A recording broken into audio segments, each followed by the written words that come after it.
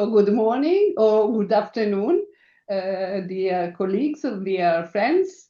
It's a pleasure to welcome you to the EuroHub annual meeting 2026. Thank you very much for being with us today and for your continued commitment to the EuroHub and to the management consulting profession. This year, we have decided to keep the meeting short and focused, concentrating our work in a half-day session. The aim is not only to exchange information, but to strengthen our cooperation and identify possible areas of joint action among European Institutes of Management Consulting. The meeting will focus on three main dimensions.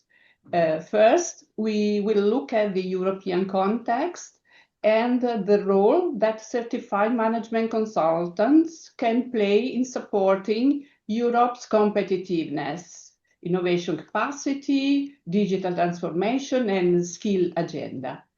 Second, we will give space to the voices of national institutes to share priorities, good practices, and possible proposals for cooperation. Third, we will address the topic of digital competencies, which is increasingly relevant for consultants, organizations, and citizens, especially in the context of artificial intelligence and digital transformation. In addition, we will have a presentation of the ICMCI Enterprise Risk Management System, which is important development within ICMCI. In addition, we will present the overall purpose of today's meeting is to move the EuroHub one step further, from representation to concrete cooperation, from shared interest to possible joint initiatives. I'm very pleased that we have a rich agenda and valuable contributions from my colleagues and external speakers. Let me share for a while the agenda, today's agenda. Here it is, with the welcome of myself and then Nick, our chair. And then we will have a keynote speech from European Parliament, and then the voice to the IMCs. But now I have the pleasure to give the floor to who will update us on the latest developments within ICMCI. Nick, the floor is yours. Okay, thank you, Cesara. I hope you can all hear me okay. I have a giant fan behind me, which is trying to keep me cool in this unusually hot weather we're experiencing in the UK. I hope it's not going to interfere too much. So, yeah, I'm going to take a bit of time to give you a practical update on what's new in ICMCI.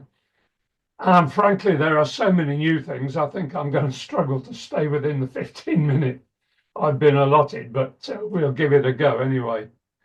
What you will hear is a consistent theme in all the new things, which is not so much about developing new aspirations, but more about implementing them, more about strong governance, more about delivery, and more about developing and strengthening partnerships, both within and outside our community. So let me start with what's happening on the board, first of all. We've been very pleased to welcome a new member to the board, Mr. Hani Obed, who is the chair of our Global Institute. The significance of this for the board is that we now have all of our key, if you like, central organizations, entities represented on the board. We have the Professional Development Services Committee.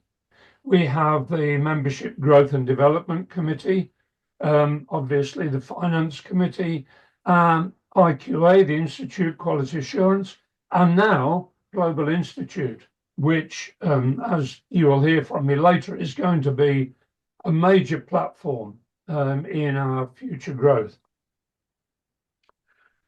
We've had a lot of strategic discussions in the board over the past year and looked at different options for business models and structures for the future. But in the end, because we have some very big and strong institutes within our structure, we decided that we would keep our federation model with member institutes, but with some differences which enable us to grow. And I'll look at the reason why we definitely need to grow a bit later on when I talk about some statistics from the profession. Basically, the three elements of our new federal model, if you like, are first of all our new network charter, which was agreed in our conference in China last year. The ability now to operate our commercial wing, Services Inc., and within it, the Credentials Hub, the lifelong learning platform. And thirdly, using our Global Institute to garner new members to our community, specifically in countries where we don't have a member institute. So a major part of our growth model. But let me talk about each of those three things in turn as briefly as I can, but at least giving you the necessary information. You'll recall the network charter has 5 new status levels of membership of our community, starting with the observer level, and that is typically for client organizations, professional associations of knowledge-based services like accountants and lawyers, project managers, and other stakeholders in the profession. They can join as observers. They have no voting rights. Obviously, they have nothing to do with awarding CMC, but they can attend meetings and obviously make comments to us. But it's important that we bring them into our community because they are stakeholders in our profession. And then we have the affiliate member status, which is for management consulting institutes in countries or groups of countries who do not intend to become full members, but they want to be part of the community. And they can do so with a lesser financial burden, with lesser responsibilities, but with lesser levels of authority. So they can't award CMC, they can't vote at meetings, etc. Then we have our associate member status, which is for those member institutes in countries or groups of countries who are aspiring to become full members. So they are on the road to being a full member, but as an associate member are not yet able to vote and are not yet able to award CMC, but they're on the route to doing that thing. And then, of course, we have our full members who can elect delegates who can vote at our meetings and who can award CMC and who are assessed on a triennial regular basis by our Institute Quality Assurance to ensure that their governance, management and processes are following our system. And then the new premium membership status, which can be awarded to those institutes who are given an award of excellence as assessed by the IQA in their assessment process. And those will be institutes who've demonstrated an increased level of maturity, of governance, of certification, and of service delivery. So that's the network charter, and that offers the opportunity for our existing member institutes to decide what status they want to belong to and what level of burden they can afford and what level of authority, if you like, they want to have. but it also offers the opportunity for other stakeholders in our profession to join our community. And this is a move that we want to strengthen with things like a consultancy buyers forum and other network initiatives to bring in people who have an interest in what we're doing. Now, the impact, obviously, of the Network Charter is first, obviously, we are helping some of our struggling institutes. But as far as ICMCI is concerned, this is going to have a net negative impact on our revenue. That's a logical conclusion. And therefore, we need to do something to replace that revenue. And that is where our Credentials Hub and our prospective Global Institute growth comes into play. So let me talk a little bit about Services Inc. and Credentials Hub. After quite a long and frustrating delay, we are now able to receive online payments, which means that Services Inc. can swing into full operation. And within Services Inc., the Credentials Hub can start its operation. It is a lifelong learning platform for management consultants. It will offer either tutored or self-paced training modules. It will offer credentials, including micro-credentials for specialist subjects within management consulting, as well as the major credentials of the CMC Award and the Halfway House Registered Consultant sort of mid-level certification. It's open to all, and we see it not just as a career development platform for our existing members, but also obviously a portal for consultants in the wider consulting profession to engage and join our community. And that's where Global Institute will come into play in a big way, because not only will we attract through the Credentials Hub consultants from within our own member institutes, but we're obviously planning to attract a lot more consultants from outside that. And the Global Institute is obviously the area where they will join, because there will be no institute in the countries where they're based. But of course, Global Institute can form the basis for new national or regional institutes to be formed when a sufficient number of people from that country or region decide that they want to form their own member group entity of our community. So those three things, the Network Charter, Credentials Hub, and GI growth, are key platforms for our future strategy. And why, or what is the opportunity for us? Let me put it that way. The latest estimates say that there are something like between 3 and 4 million proper management consultants in the world. What I mean by proper management consultant, those who are engaged in strategy, in organizational change, in management advisory work, in operations. You know, those who are truly engaging in management consulting in its truest sense. Let's say lower estimate 3 million. Our current membership in terms of individual consultants within our institutes is 30,000.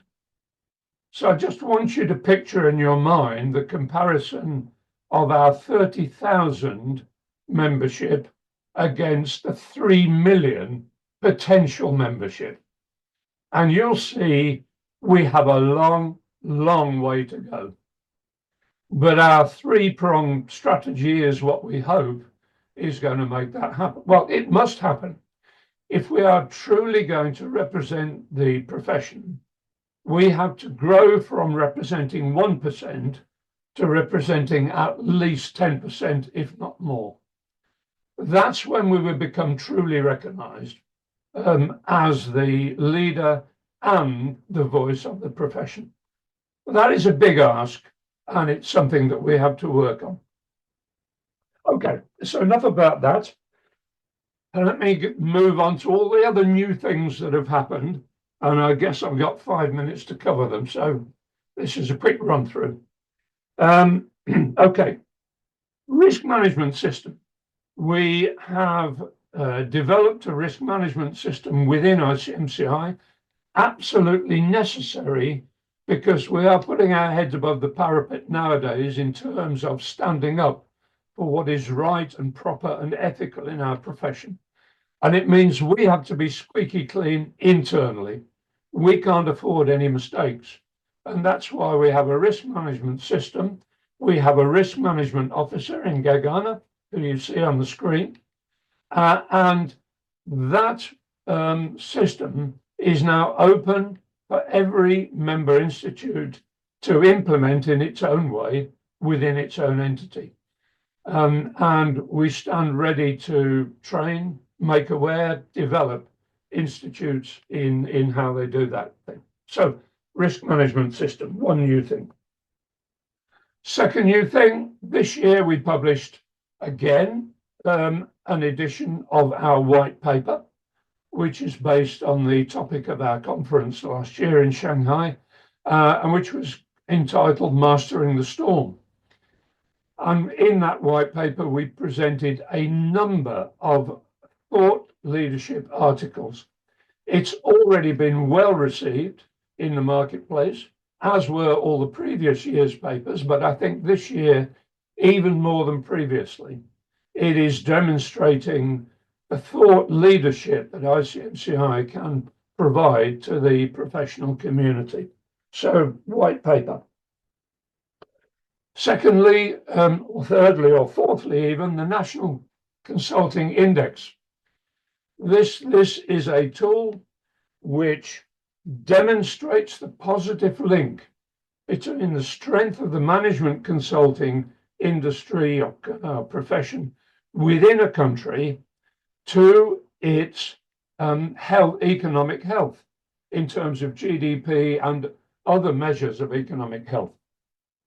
There is a clear positive link demonstrated by our National Consulting Index.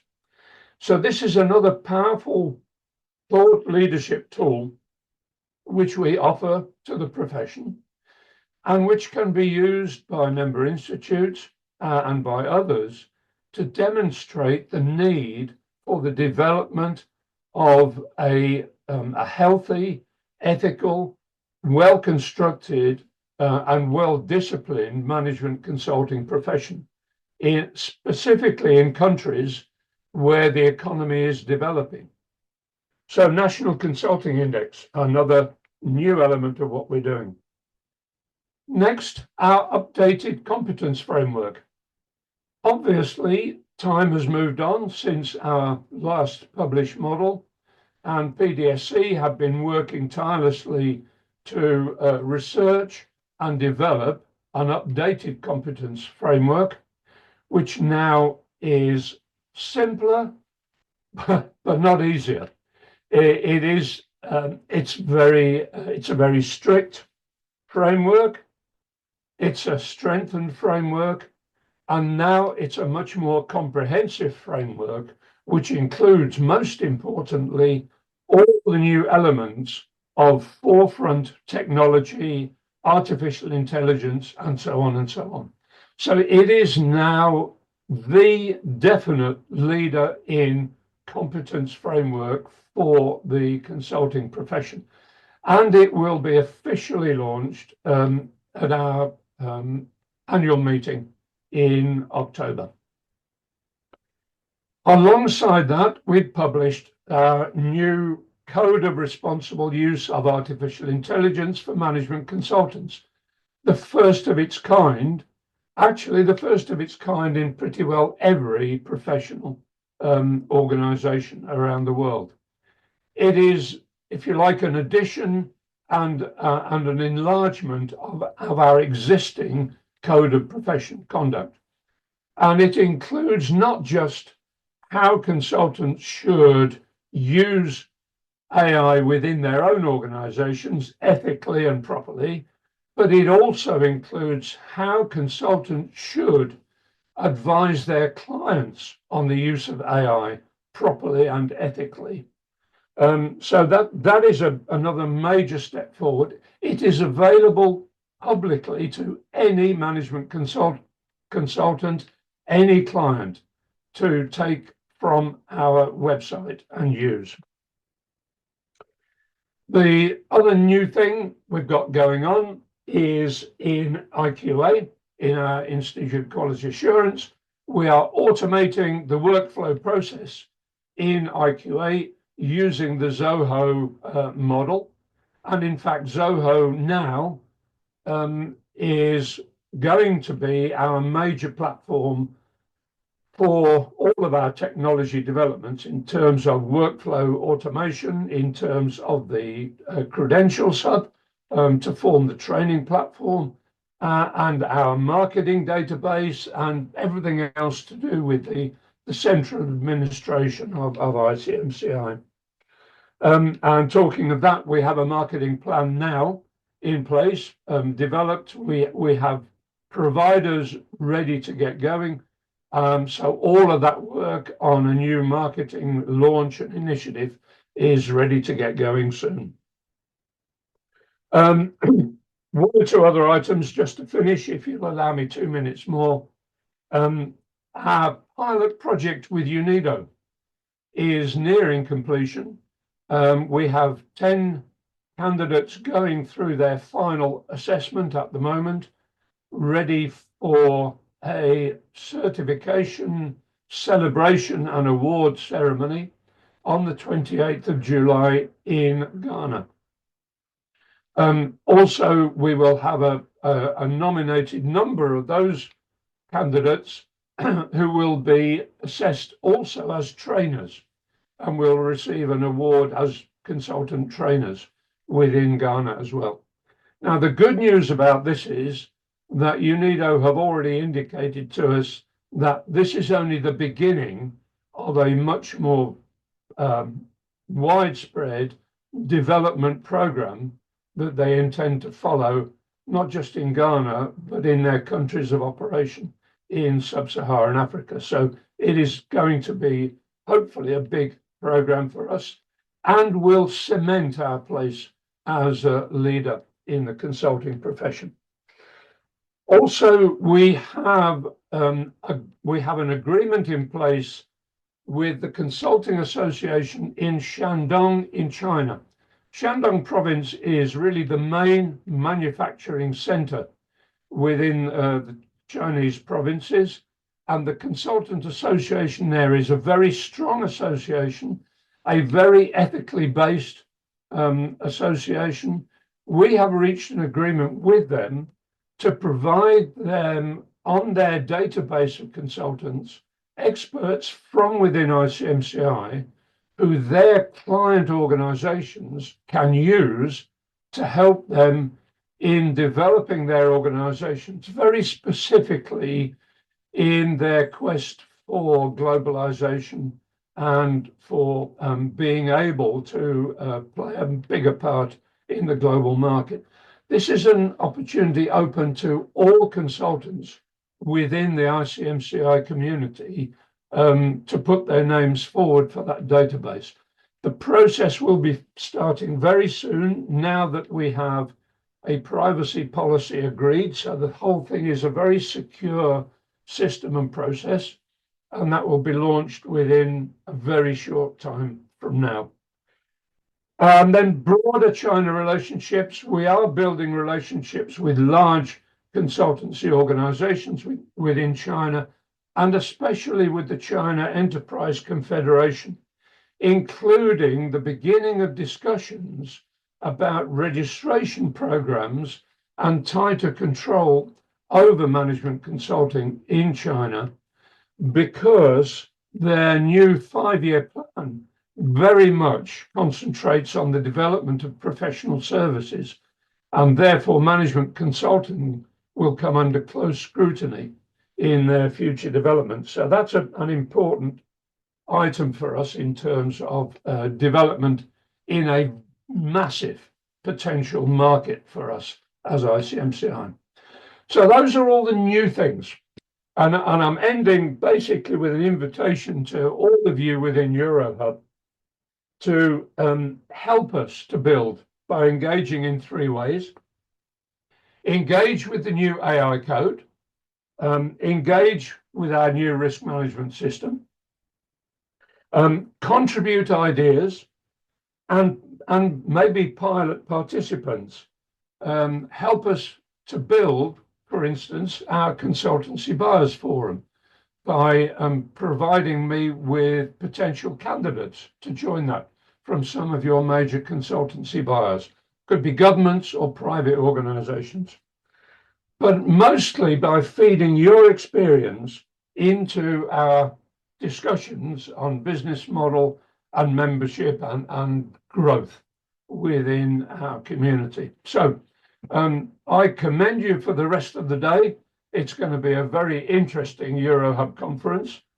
I see a lot of old friends and new friends on board, and I'm sure it's going to be a very useful forum. And I'm sorry, Brando, for taking some of your time, but please don't stint on everything you had to tell us as well. So let me hand back to Cesara as the chair of the meeting. Thank you all. Thank you. Thank you very much, Nick, for your very valuable presentation on what's going on in ICMCI. A big applause from the participants to you. And on the chat, you all can find and download the references mentioned by Nick, the use code, the white papers, and the National Consulting Index. You can easily download it. And thank you again, Nick. And now it is my great pleasure to introduce our keynote speaker, Honorable Brando Benifei, member of the European Parliament. We are particularly grateful to Honorable Benifei, who has generously joined our EuroHub initiatives as a speaker on several occasions over the years. His continued attention to our work is highly appreciated. His keynote speech today will focus on professional competencies for Europe's competitiveness, innovation, skill development, and the transformation of SMEs as topic that is highly relevant for the role of certified management consultant in Europe. Before giving him the floor, allow me to briefly introduce him. Brando Benifei is an Italian member of the European Parliament, serving his 3rd term in the European Parliament. During the previous mandate, he was and you know it very well, co-rapporteur for the Artificial Intelligence Act. And thanks to this work, on March 2024, he won the prize for the best MEP of the mandate assigned by the Parliament magazine. Now he chairs the working group of the Euro implementation of the AI Act, and he's coordinator in the Committee of International Trade for the Socialists and Democrats group, and chair of the European Parliament's US delegation.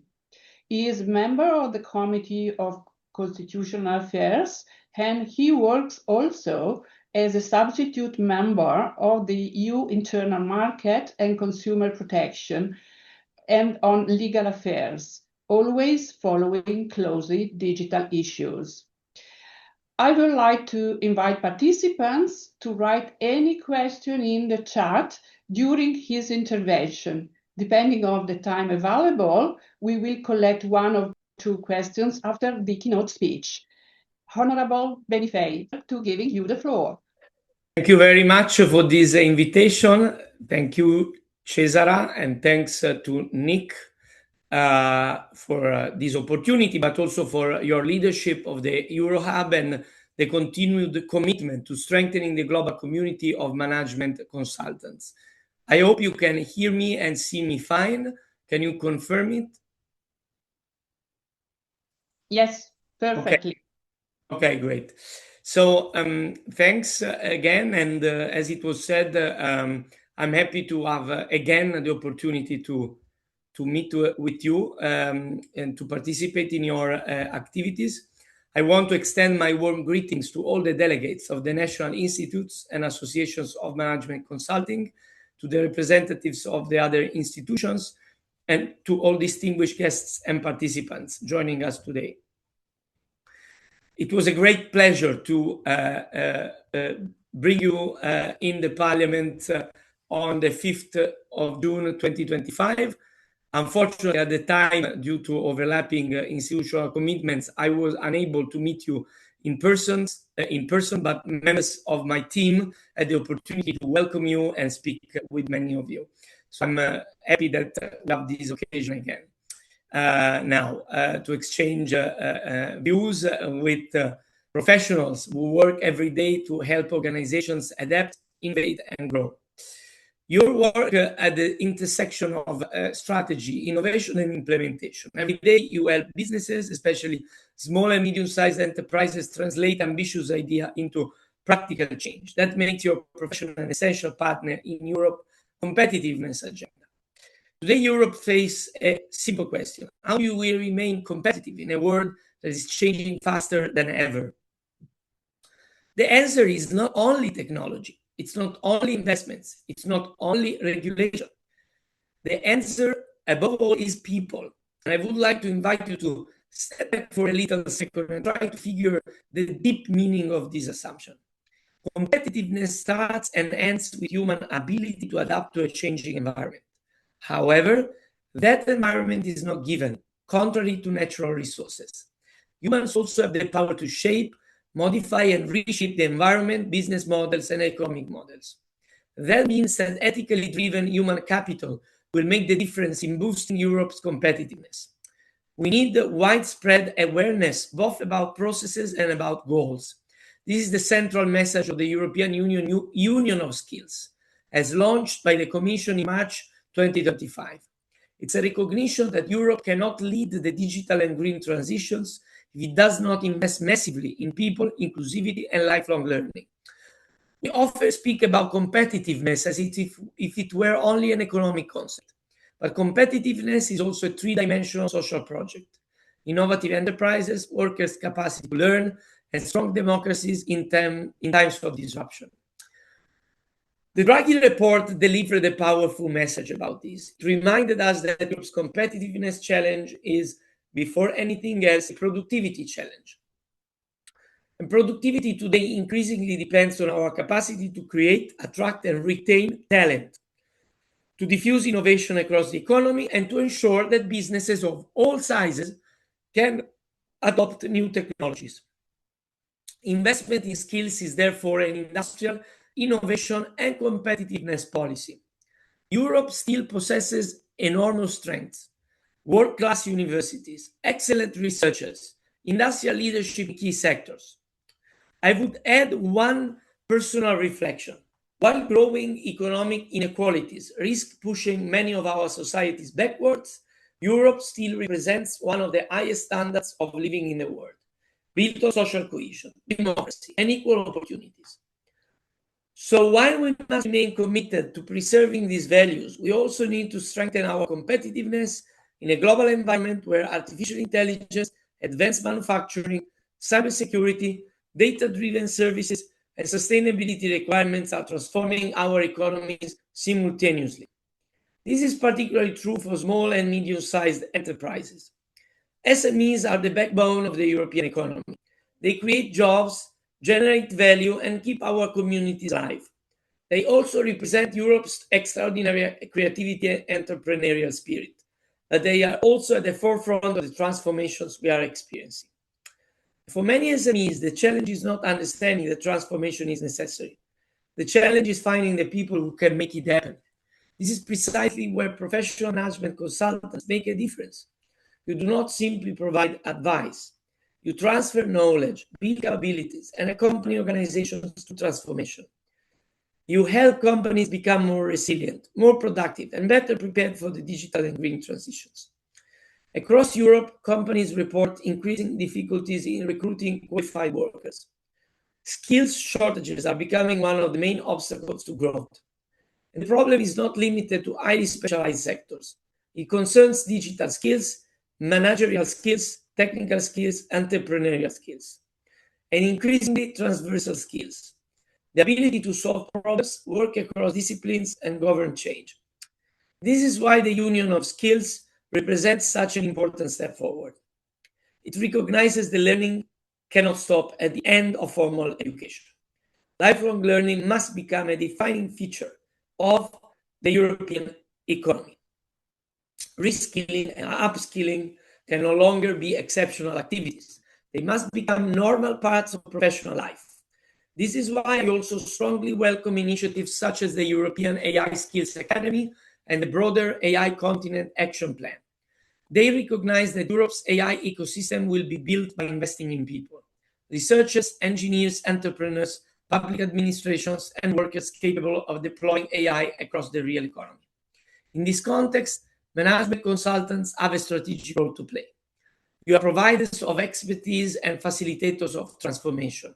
You help organizations identify opportunities, helping them navigate complexity and turn innovation into concrete results. And perhaps more importantly, you help bridge the gap between technological potential and organizational reality. A company does not become innovative because it buys software. A company becomes innovative when people know how to use that software or any other tech innovation to create value. A company does not become digital because it adopts artificial intelligence. It becomes digital for real when managers and workers understand how to integrate AI into processes, products, and services. This is where professional competences become decisive. This is also one of the central lessons emerging from the European AI Act. As I followed that as co-rapporteur, and I'm still following today on its implementation. As Parliament, we deliberately recognize that trustworthy AI cannot rely only on rules for developers or deployers. It also requires people who understand AI. This is why the AI was introduced for the first time in European legislation as an horizontal legislation on AI with a specific obligation to promote AI literacy. AI literacy means ensuring that workers, managers, organizations have the knowledge needed to understand AI systems, use them appropriately, supervise them responsibly, and recognize both their opportunities and their risks. But of course, we also need to confront the bigger picture. It was also the Letta report that highlighted another essentially mentioned. The single market remains one of Europe's greatest achievements, but it's still fragmented in many areas. Skills, qualifications, and professional competences must circulate more easily across Europe. Talent must be able to move where it's needed. Knowledge must flow across borders. Opportunities must not stop at national frontiers. A true European market for skills is a condition for a more competitive Europe. Which skills we will need in the future is, of course, a topic of ongoing debate. And so is the question of how we recognize and validate those skills. In my opinion, while we rightly focus on digital capabilities such as coding, data analysis, artificial intelligence, and cybersecurity, we must also invest in ethics and civic education. Society cannot be built on technical skills alone. Digital competence without ethical awareness is incomplete. Artificial intelligence without human responsibility is dangerous. Technological progress without democratic values creates risks that Europe cannot afford. So the future workforce of Europe must be definitely digitally skilled, but it must also be ethically aware. Citizens must understand not only how technologies work, they must understand their impact, their opportunities, their risks, and their consequences for societies. If citizens are not equipped to understand these dynamics, democratic participation becomes weaker, and democracy itself becomes more vulnerable. Europe has a unique opportunity. Unlike other global actors, we are not seeing technology as an end in itself. We see technology as a tool that must serve people. This is the European way: innovation with responsibility, competitiveness with inclusion, growth with rights, technology with democracy. And this vision must be reflected in our training systems of universities, vocational education, lifelong learning programs, and professional certification pathways. Professional certifications and high-quality standards also are crucial to the effort of building trust. They give businesses confidence that expertise is recognized, continuously updated, and grounded in shared ethical principles. In a rapidly changing economy, trust itself becomes a strategic asset. When professionals acquire new digital competence, they should also strengthen their understanding of ethical principles, transparency, accountability, respect for fundamental rights, and protection of human dignity. These are practical competences that are crucial for the modern economy. This trust needs to be combined with responsibility, and it all depends on the ability to build more competence. I mean, this brings me back to the role of the management consultants. As I said earlier, you occupy a unique position in accompanying organizations through periods of change. Every time you help an organization develop skills, you strengthen its capacity to adapt. Every time you promote ethical leadership, you strengthen trust. And when you encourage responsible innovation, you contribute to a stronger Europe. This is why cooperation among European institutes of management consulting is so important. I therefore particularly welcome the objective of this annual meeting, moving from representation to concrete cooperation. Europe does not need 27 separate conversations about competitiveness. It needs stronger professional networks, common standards, mutual learning, and genuine cross-border collaboration. Sharing expertise across member states is in itself a competitive advantage for Europe. Because no country can address today's challenges alone, an organization can innovate alone. So part of the challenge of European competitiveness will depend on our capacity to work together. And this also is the case for your sector. I think that we will be valued by our ability to ensure that technological progress remains aligned with human values. I think this is something our citizens are looking at, and our workers, and our managers. So I sincerely hope that today's exchange will be another step forward, closer cooperation between the European institutions and the European community of management consultants. I look forward to continuing this dialogue in the future, and I hope to meet you all in person very soon. Before giving a little time to any question, we can do one round of exchange briefly. I wish you all a very productive annual meeting and every success in these discussions of today. Thank you very much. Thank you very much, Honorable Benifei, for your valuable contribution and for sharing your perspective with us. Congratulations, you were really kept the objective of our meeting, and few questions are left to you because you covered almost all the topics we are interested in. And as we have a few minutes available, I see there is a question. Yes, we have a question to Brando from Jelal. Please, Jelal, yes. Would you like to ask you the question in person, please? Yeah, thank you, Cesara. Brando Benefei, thank you very much for your valuable and value-adding presentation and speech. I'm representing the Professional Development and Standards Committee at ICMCI. How do you position the ICMCI competence framework when we consider the certification systems and competence framework, and how can we work together? So I think this is very important point. It's crucial that we work against fragmentation, and so that when there are organizations that are building common frameworks, we support them so that we can bring at European level the effort of unifying the approach. So I think it will be crucial that when we work on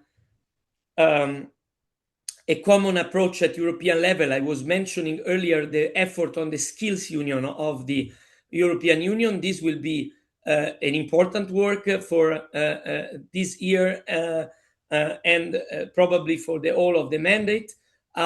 We are able to bring these experiences as reference points, and we tap into these expertise to build our common frameworks. In general, it's very important that we are able to valorize, to integrate the efforts coming from organizations like yours with the need to have a standardized approach.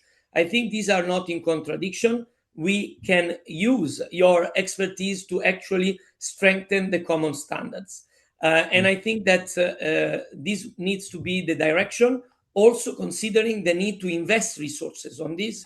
So the new budget of the European Union that we are now negotiating, and it will be for the next 7 years, will need to organize itself in terms of resources to support these efforts. So thank you for your work on this, because this is where we need to go.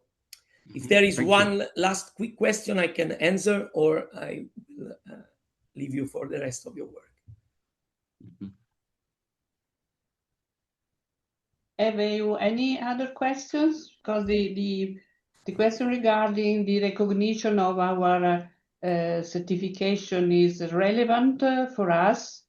And if I may add, Chazara, Mr. Benfei, first of all, thank you for joining us. We just announced during next update that we launched the AI code use.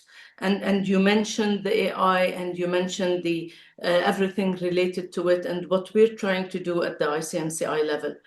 May I kindly ask that you actually look at this AI code of use and maybe incorporate that in whatever new regulations that might come out from your committee's work? So I think it's very important that we bring these kind of instruments into the work that we are doing. In fact, we could dedicate one of our monitoring group on the AI Act on discussing this kind of initiatives. This is something I was already thinking of for the autumn. So I think that would be the best way to actually bring this into our flow of work in the European institutions. So thank you for the point, and I agree this can be a good way to actually integrate our common efforts. If I may add something as well, Cesare, if you will allow me. Do it. We need to recognize that our AI use of AI code is a live document and will need continuous review and update where necessary. So, Brando, any input from your side and from your experts would be really helpful to us as well. Yeah, maybe. I mean, we can have an exchange on these, and let's stay in touch. It's absolutely, yeah. Thank you very much, and have a good meeting. Thank you. Thank you Greetings again. from the Parliament. And see you soon, and let's keep in Yes, touch. absolutely. Thank you. Thank you. Very much. Bye. So I guess this is a relevant point, because we are now in the position to participate in the European debate on AI, no, Nick? So our efforts are rewarded in a way. So we are almost on time, because at 11 we will start with the listen to the voice of the our IMCs. So let me briefly introduce the next point. I have a very, very short speech I would like to give you. And I would like now to move from the, let's say, the global perspective to the European context. I mean what Nick refers to us, and to focus on how emerging European opportunities can help us move as EuroHub from representation to joint action. In recent years, we have worked to strengthen our identity, our visibility, and our common understanding as the European Institute of Management Consulting. Europe is facing a phase of deep transformation and growing pressure to adapt. For management consultants, this creates both an opportunity. We are entering a new phase in our identity, work to improve our visibility as European Institute of Management Consulting. This was necessary, but representation is important. It gives us a voice. It allows us to explain who we are, what certified management consultants do, and why our profession matters. However, representation alone is not enough. If we want the EuroHub to become a real platform for value creation, we need to move one step further, from representation to cooperation, and from cooperation to joint action. This means identifying common priorities, sharing experience, and developing initiatives that can be useful for our institute, for our members, for our clients, and for the European ecosystem, as Nick pointed out previously. Let me start from the European context. Europe is facing a phase of deep transformation with growing pressure on its economy, institutions, and organizations. Competitiveness, innovation, skill, digital transformation, AI, sustainability, and so on and so forth are now at the center of the European agenda. In practical terms, these European priorities all point to organizational challenges. Competitiveness requires organization to innovate, grow, adapt, and become more productive. The skills agenda requires investment in people, competencies, learning, and professional development. Digital transformation and AI require organization to adapt technologies in responsible, useful, and sustainable way. Innovation ecosystems require cooperation between companies, universities, public institutions, clusters, professional bodies, and local communities. These are not separate words. They are closely connected areas of transformation. These are exactly the fields where management consultants work every day, because we help organizations understand their context, design strategies, and define priorities. We help them improve processes, governance, and manage change. And very importantly, we help them move from intention to execution. This is why the European agenda is relevant to us. It is not far from our profession. It is very close to our profession. Before moving to the main opportunities, I would like to recall one important message from the ICMCI National Consulting Index, mentioned before by Nick. The index gives us an important message. Management consulting is not only a professional activity. It is a social dynamics of each country. It reflects the way organizations develop, innovate, compete, transform, and seek qualified expertise. For this reason, when we discuss European opportunities, we are not speaking about an abstract profession ambition. We are speaking about the role of management consulting can play within Europe's economic and social transformation. In Europe, want to strengthen competitiveness, innovation, skills, and digital transformation, management consultant can play a concrete role, as Brando outlined before.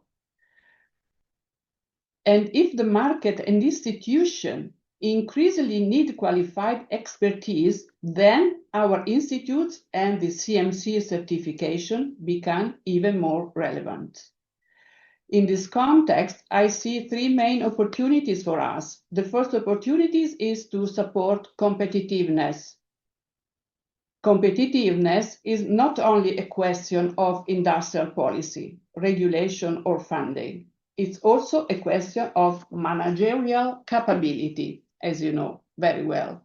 Many organizations, or especially SMEs, need support to define priorities, improve productivity, manage innovation, adopt new technologies, and develop new business models. Management consultants can help translate European priorities into practical action. The second opportunity is to support skills and professional development. Management consulting is a knowledge-based profession, you know. Our value depends on competencies, experience, ethics, professional standards, and continuous learning. For this reason, the European Skill Agenda is not only an external opportunity, it is also an internal responsibility. We need to consider how the CMC certification can be better understood and better positioned in the European skill landscape. We need to make professional competence more visible, more comparable, and more credible. The third opportunity is to support digital transformation, AI, and innovation. Digital transformation is now part of almost every organizational decision. AI is accelerating this change. We do not need every consultant to be a technical expert in AI. However, we do need consultants who understand the managerial, organizational, ethical, and strategic implication of digital transformation, including AI, of course. Consultants must help clients to ask the right questions. What value do we want to create? What competencies do we need? What risks must be managed? What changes are required in governance, processes, and culture? How can we make digital transformation suitable for the organizations? The same applies to innovation. Innovation does not depend only on research and technology. Innovation also needs strategy, governance, stakeholders engagement, funding, and so on and so forth. These are management issues, and they are consulting issues. This is particularly important for SMEs and regional ecosystems. The EuroHub can contribute by connecting our national institutes and by making our professional community more visible and a resource for innovation, digital transformation, and organizational development. Let me conclude with one key message. Europe needs implementation capacity. Strategies are important. Policies are important. Funding is important. Technologies are important. Yet, none of these elements creates value without competent people and effective organizations. Management consultants work exactly at this point. We help organizations move from strategy to action. We help them transform complexity into decisions. We help them connect ambition with execution. This is why our profession has a role to play in Europe's future. And this is why the EuroHub can become a meaningful platform for our institutes and for our members. The opportunity is not only to represent the profession, the opportunity is now how to certify management consultant can contribute to stronger organizations, stronger ecosystem, and stronger economies. This is the reason why today's meeting is not only an opportunity to listen to each other, it is also an opportunity to start identifying where we can act together. This is with my experience in mind. I look forward to listening to the contribution of your national institutes and to exploring together where the EuroHub can move from representation to joint action. Thank you very much. Thank you very much for listening to my thoughts, and thank you for your warm applause. Very, very much appreciated. But it comes from my heart, from what I feel, and from what I strongly believe. And it is my pleasure now to give the floor to our colleagues and listen to the experiences of the IMCs. We have some volunteers, and if I may, I will call them in their country in alphabetic order, unless they're first a volunteer who wish to start. Let me know if this is okay, if I start in the alphabetic order of the country. Is okay? This is okay, yes. Okay, so the floor is to Dinos Ioannidis from Cyprus, where we are glad to see you. Please. The floor is yours. Thank you. Okay, it's this is the military volunteerism. I need 3 volunteers, you, and you. You know. Okay. I actually have a little presentation prepared if I can share. So I'm Dinos Ioannidis, and I will be presenting Cyprus today. I've been a CMC for a few years now, but I've only joined the board over the last couple of months. So thank you very much for hosting us. And I'm very happy to be here and honored to present Cyprus.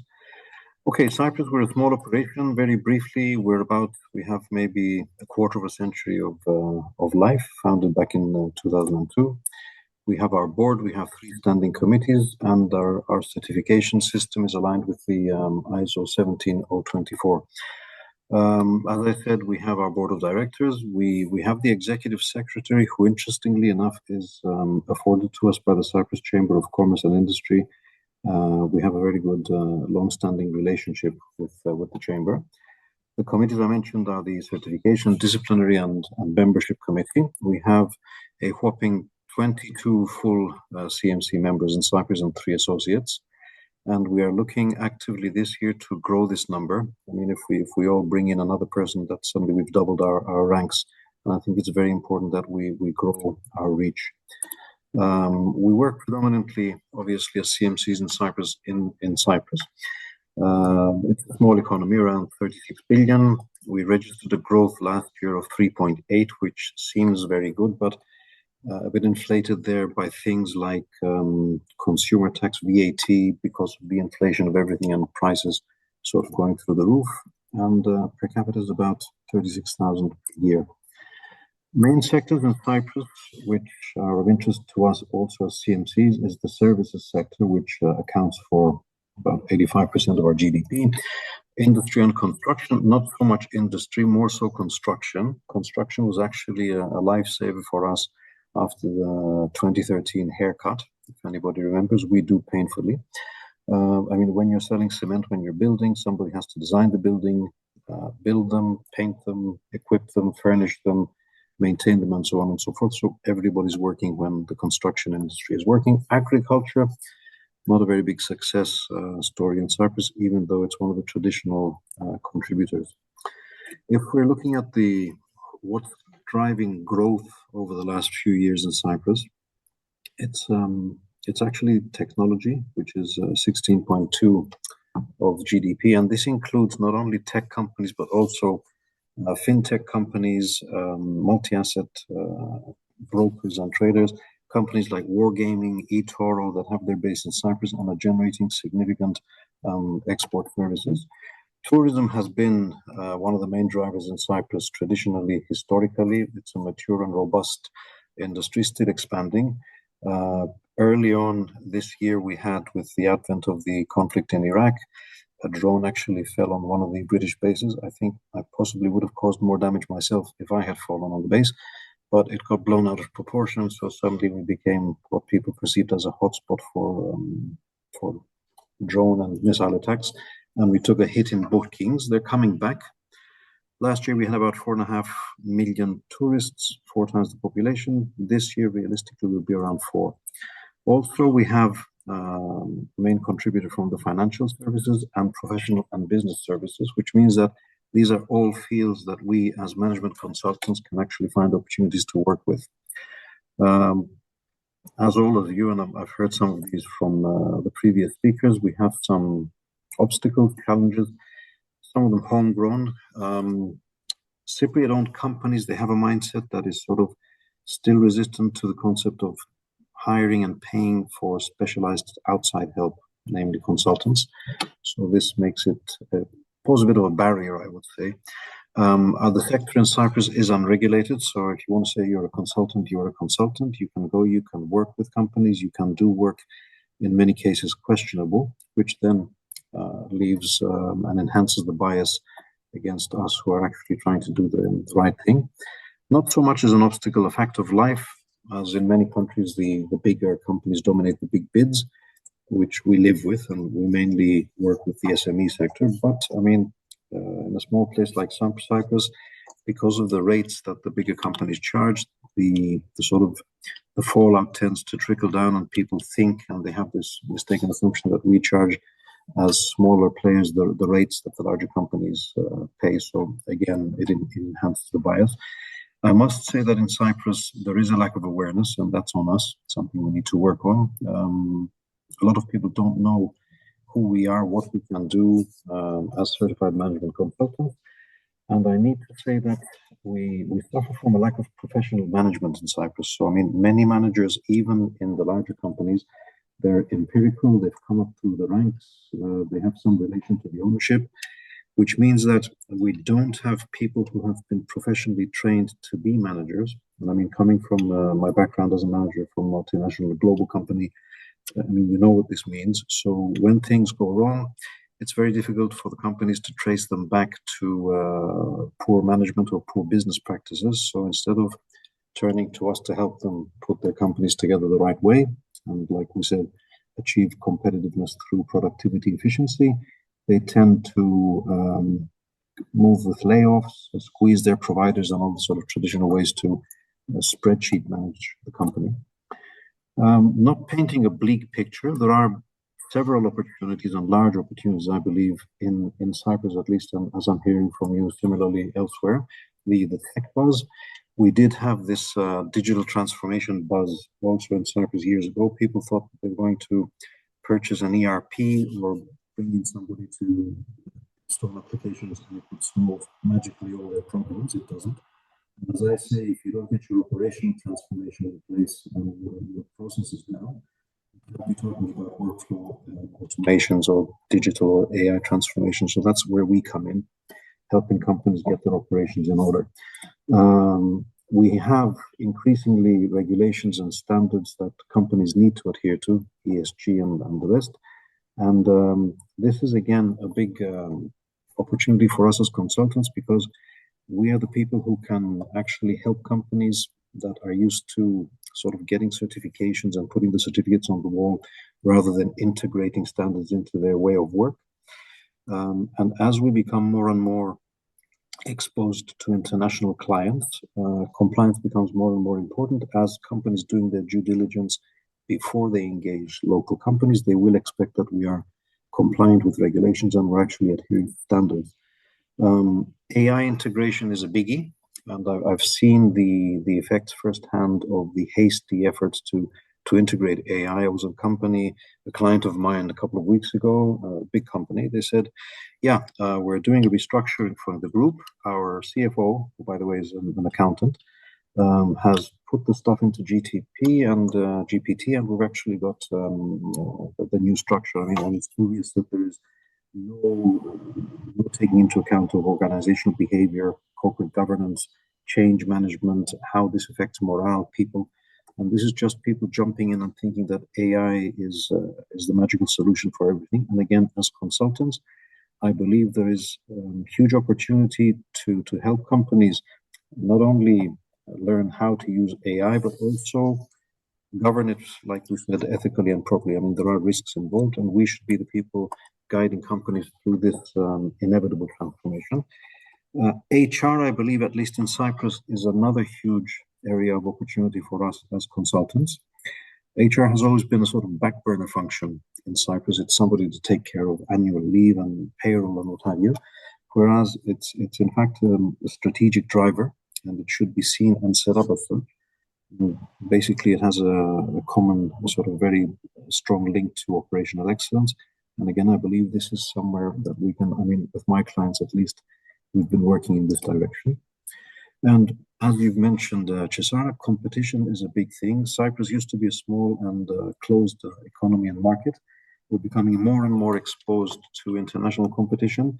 And because of the lack of management skills and the ability to govern a company and arrive at an efficient organization and a competitive, productive organization, we're simply not competitive with the other guys that know how to do it. So I would say that, I mean, and if you see Cyprus, a lot of our banks have been bought by foreigners, a lot of insurance companies, the health sector, even in the retail sector. So we have a big role to play in helping companies become competitive through best practices, through building efficient processes, and actually getting their people engaged in driving their companies forward.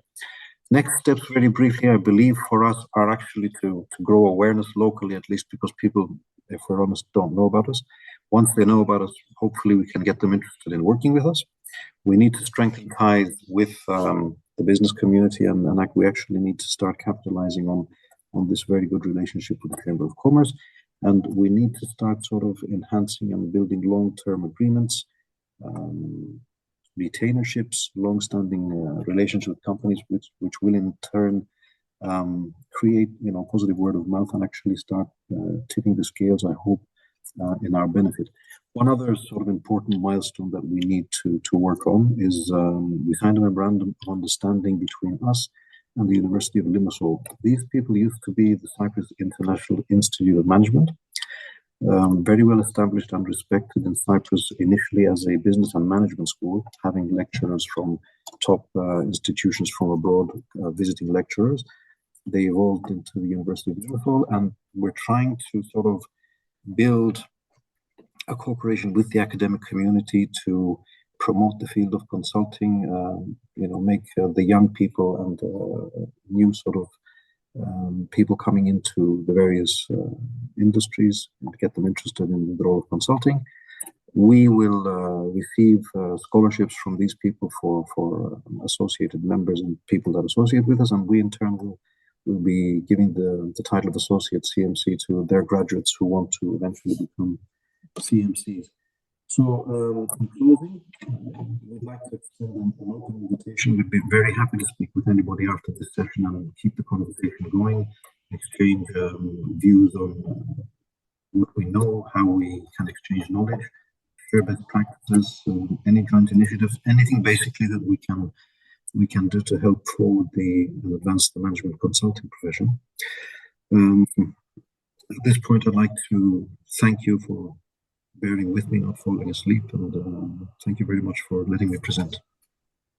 Thank you very much, Dinos, for your presentation. It's very inspiring for us. And I ask to our colleagues to put on the chat questions for Dino. I wish to give the floor to Finland. We have here Finland Aino Kasia, can you hear us? Yes, I do. Hi, Vai. Yes. Yes. Welcome. Some problems might be, and I apologize, Cesara. I cannot show slides myself because we have this security reasons in our company that this Zoom is strictly forbidden in PCs. So therefore, I'm connecting you with this tablet, and I couldn't get the slides there, so they are on Kusaima. Okay, So if you are able to show those for me, so I would be really glad. Sure. Very good. Thank you so much. So, hello everyone. My name is Aino-Kaisa Saarinen, and I am in the first time in this meeting. I started at our IMC Finland maybe just 1 year ago. But then the first meeting we had with EuroHub became so soon that I couldn't arrange the time. I'm sorry for that, and that's why I'm so keen to have these couple of minutes here for you. And my short presentation would be very different than Dino's.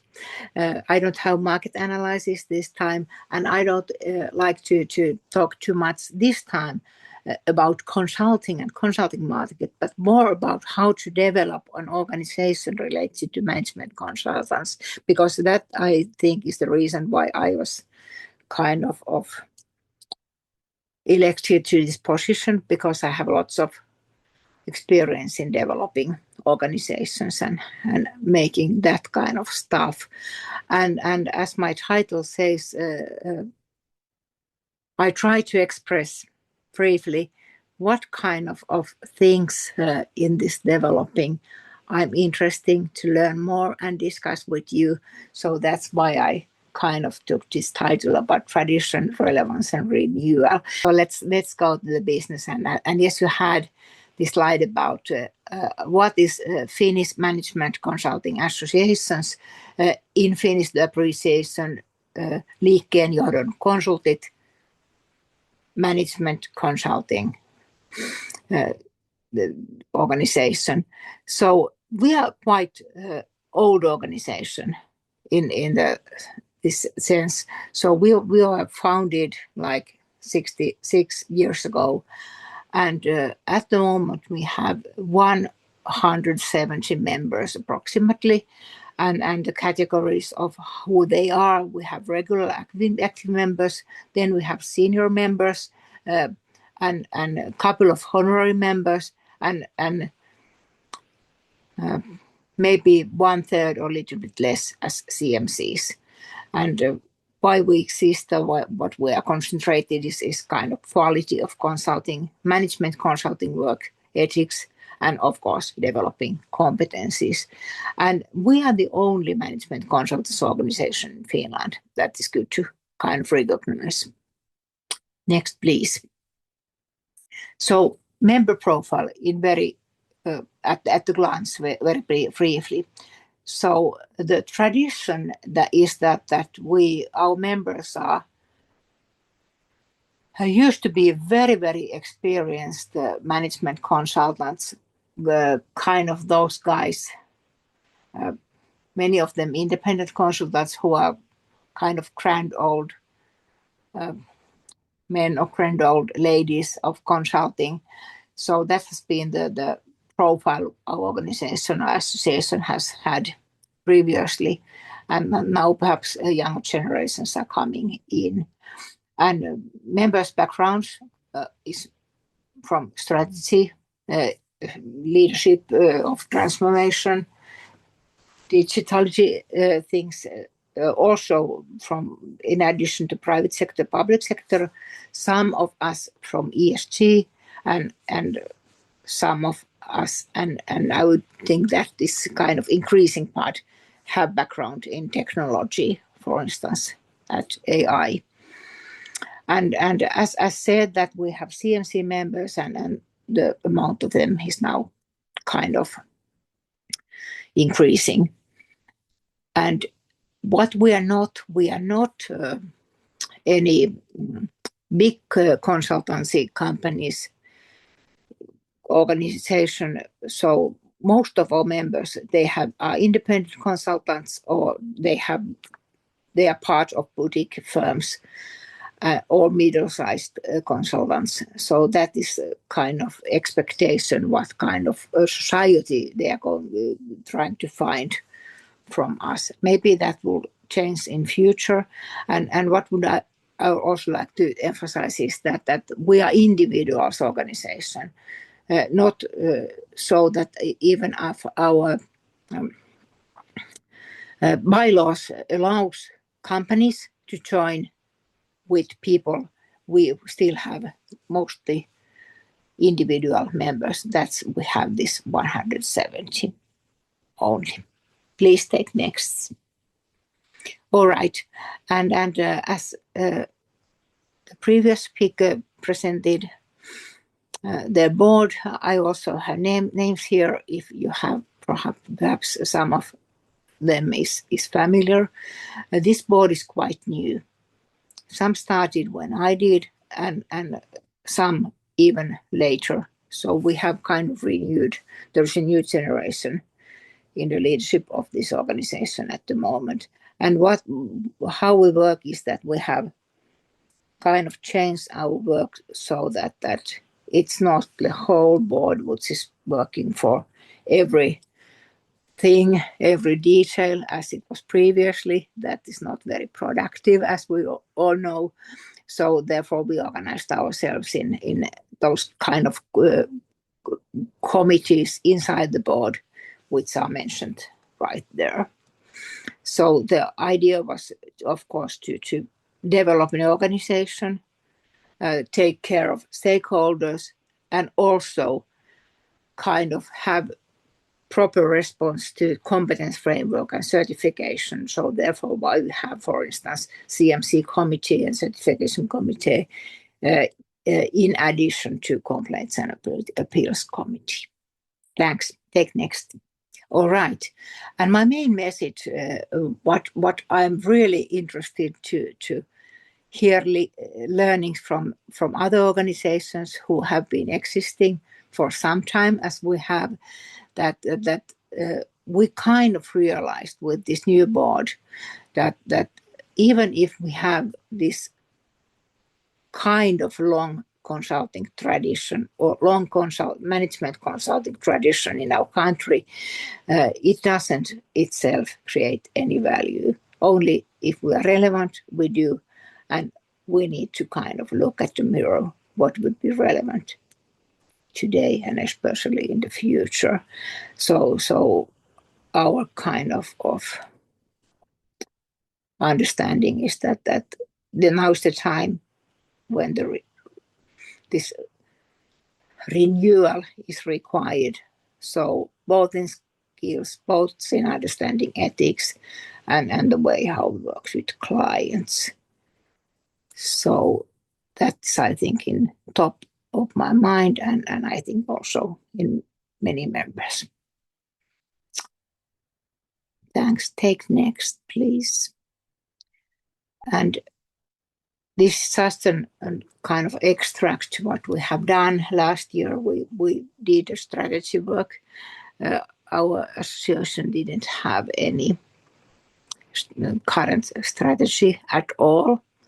So nobody actually haven't thinking for years why it exists and what to serve and what is it for members, what is it for markets, for stakeholders, of course, and how to kind of have impact in Finnish economy and growth there and the success of people and success of companies. So therefore we write those down, and I can share them with the slides if someone is interested.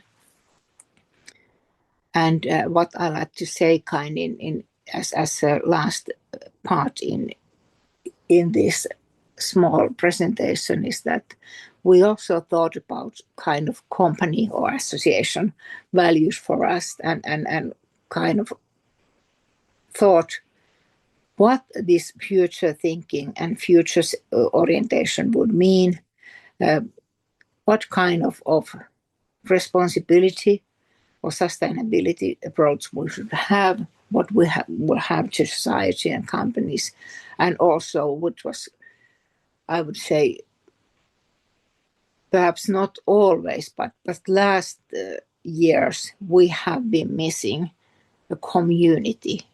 So we have kind of done our work, but the members didn't really interact. So we started very, very small activities on those trees, and those are on my last slide, which is the next one.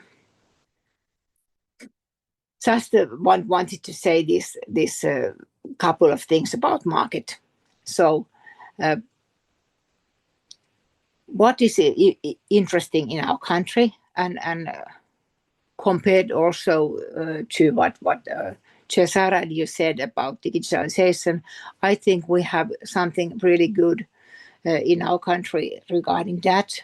We have traditions from Nokia, and at the moment, for instance, for satellite technologies, ICI or some that kind of technologies, and quantum techniques. But we also have very good digitalization rate, I think, at public sector. So we have really developed services which can be done. Our ESG sustainability reporting is going quite firmly, and also one thing I would like to say is that using consultants, especially on public sector, is kind of political debate. It's not very positive that common money is used for consultants. That is not very positive news. And also in companies, when economy is not going very, very strong, people are reluctant to hire consultants because there are needs to do layoffs of own personnel at the moment. Take next. Implications about those.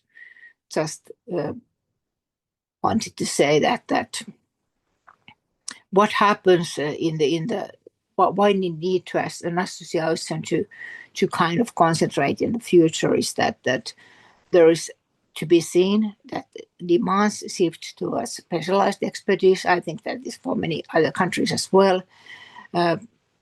These public firms and networks between consultants are strengthening. Public sector projects are also mentioned. They are interesting, and what is creating capability gaps is that ESG and also different kind of data, as said. Hopefully we are now getting into the end. What do you have next? Yes, this is my example. Sorry, I was too fast before. So what I would like to kind of report that what we are doing at the moment to create that coming to today and future, and kind of do community feeling among our members, is that we have done simple things, like started virtual morning coffees. We have been taking care, I think, a bit better about our stakeholders. That's why we have got into International Chamber of Commerce. We have 3 representatives in national committees, and that is why internationalization is so important for Finland, which is a small and open country, really dependent on export, but also everything what happens inside the country, the internationalization kind of have impact for every firms. That's why we find that important. And what we have also done is that we have totally renewed our CMC program. And that is the last slide, which is next. Something said about all these there, if you can take that up.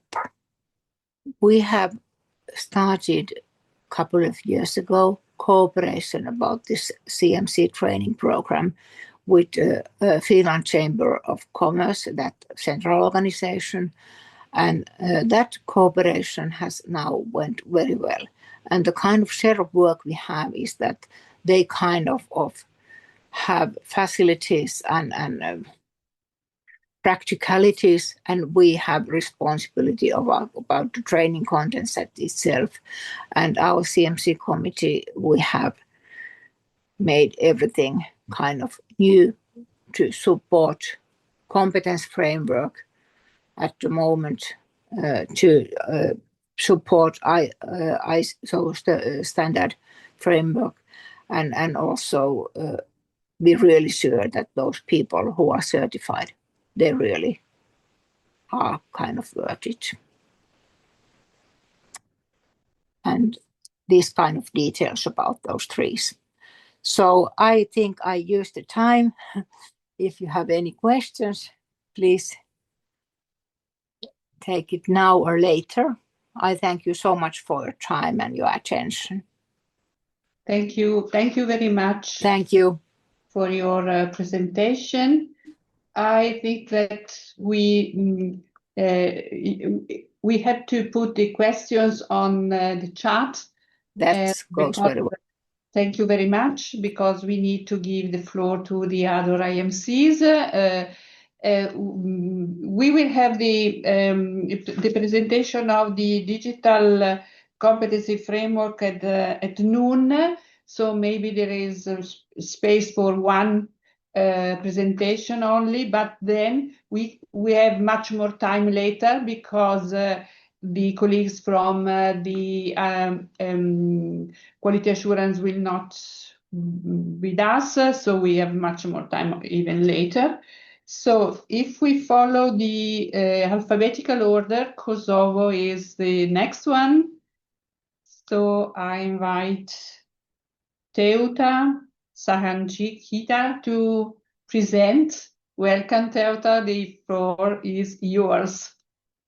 Hello, Cesara. It's been some time we haven't met from the Brussels. Shall I share, or you will share the document?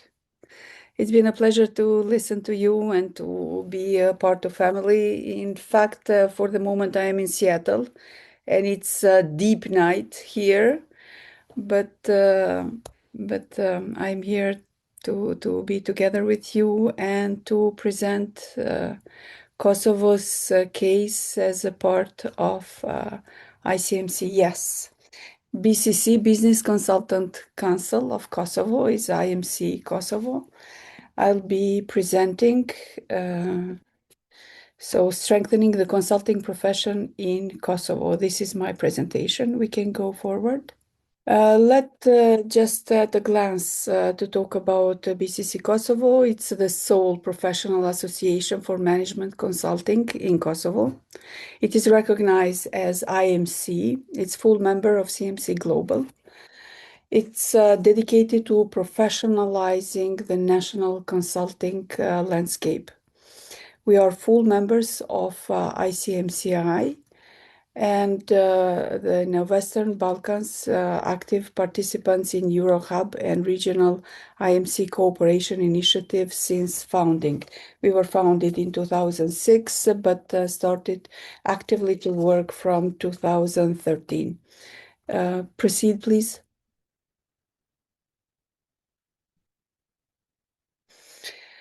We are second globally with ISO 17024 accreditation for digital certification.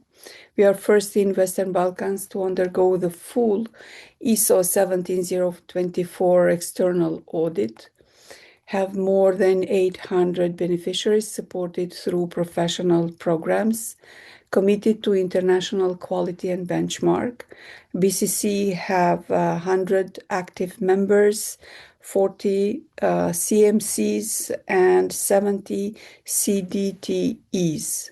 Yeah, we can go forward. The Kosovo consulting landscape in 2026. The landscape is, consulting landscape is still young, growing market with high potential, fragmented firm structures, and intense international competition. I heard also from others that have competition from Big Four and from others, so that's happening also in Kosovo. It's persistent trust gap regarding local service qualities.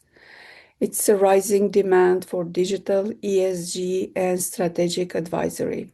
And as others also mentioned, artificial intelligence is taking really a big portion of interest from the companies, not knowing exactly what AI is. And I think that this can be a very good option for us as a consultants to offer what AI needs, how AI needs to be included in companies' management.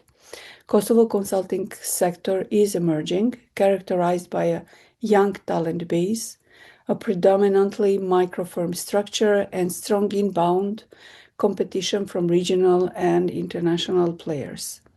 Clients increasingly expect digital fluency, ESG awareness, and strategic depth, creating a clear opening for credentials.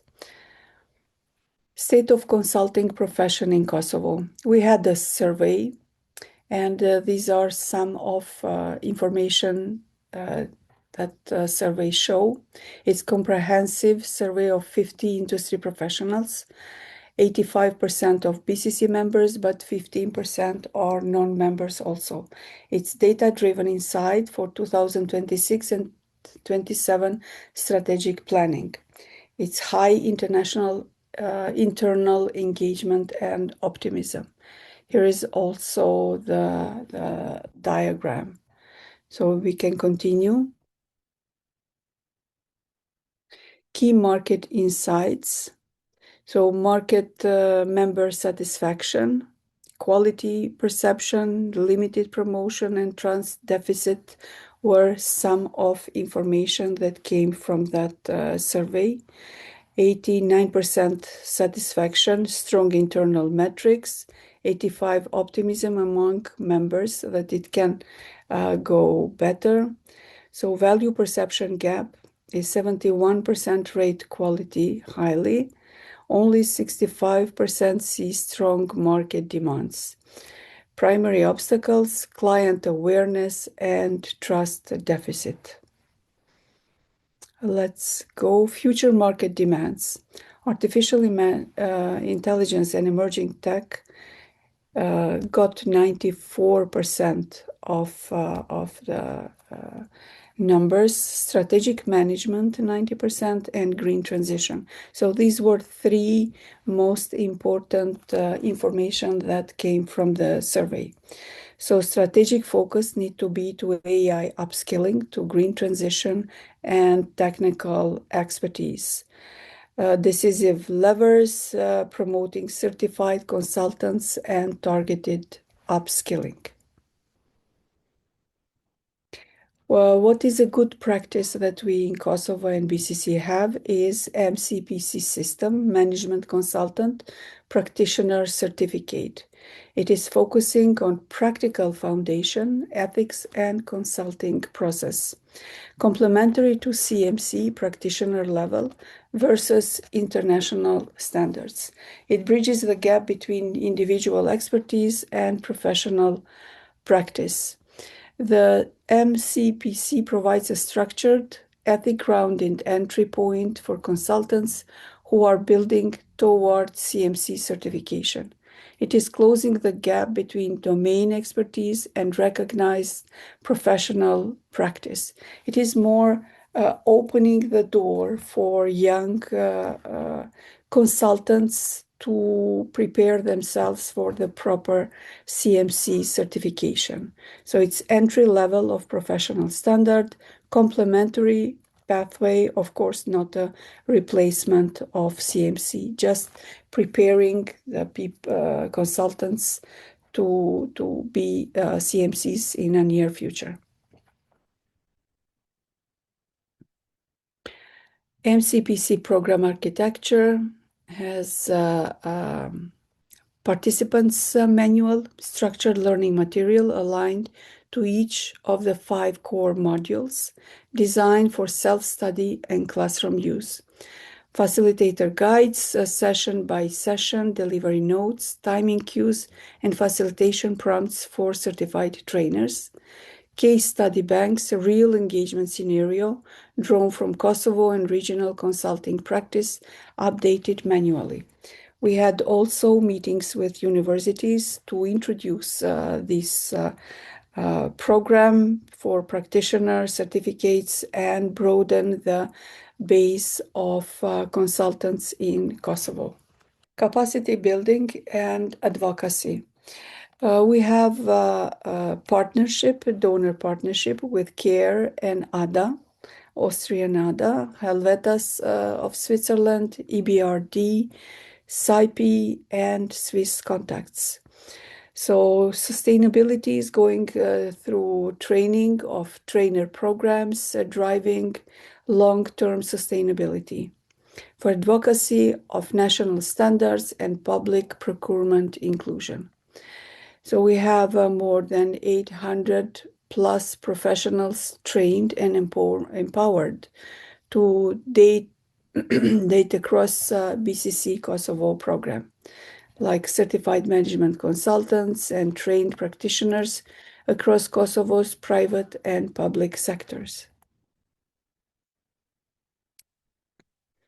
Cooperation opportunities, BCC and IMC and ICMCI in Euro Hub. We are open to joint promotion of certified local consultants. Cooperation opportunities about artificial intelligence for consultants, curriculum exchange, management consultant practitioner certification acceleration, and international accreditation. Active academy infrastructure, a live AI curriculum, 40 plus certified members, and institutional will go aligned with ICMC standards. What we seek: peer experience, shared framework, joint advocacy, voice in best practice in consulting. And this is all. I hope I didn't take too much of your time. I know that a lot others are waiting. So thank you for your attention. Thank you very much indeed, and also for being with us, although you are in the US. Thank you. And we have time for one more presentation before the other keynote. So if again, for any question, you can write them on the chat. And Alessandro from Italy, are you ready to give your presentation? Please, the floor is yours. I'm very happy and very glad to stay here with you. And now I will share my short presentation in order to introduce APCO Italy and to share our profile and our activities and a couple of ideas about what we can do together or many suggestions. So APCO Italy is an association that manages management consulting in Italy. So we was founded in 1960 approx. So we are a long history. Now we are going to change all the organization because we will have shortly the new president and new management team. Shortly, APCO has a lot of activities, and today we are in front of a lot of ideas. So here we are. About institutional standing and training, we have, let's give a look to the updates here in Italy. First of all, we achieve the important milestone in these last years APCO is now officially included in the European, in the Italian working group.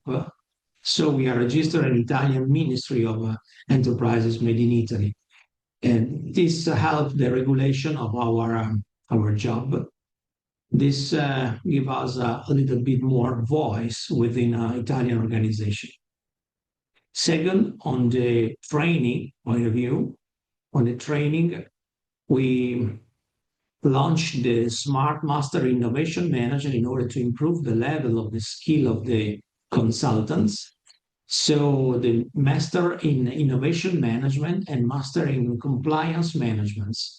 All these programs, they are aligned with the 4.0 and 5.0 AI, ESG principle and ethics as well. And now we create specialized courses for this consultant to support in the public administration. It's a particular environment, so very delicate, very particular, so different from the private companies. Then in Italy, we are working about Constantinus, so we got great success about International Constantinus, and we thought to promote National Constantinus Award in Italy. So, I mean, a local Constantinus is a small version of Constantinus that we develop in Italy, and thanks to that, we can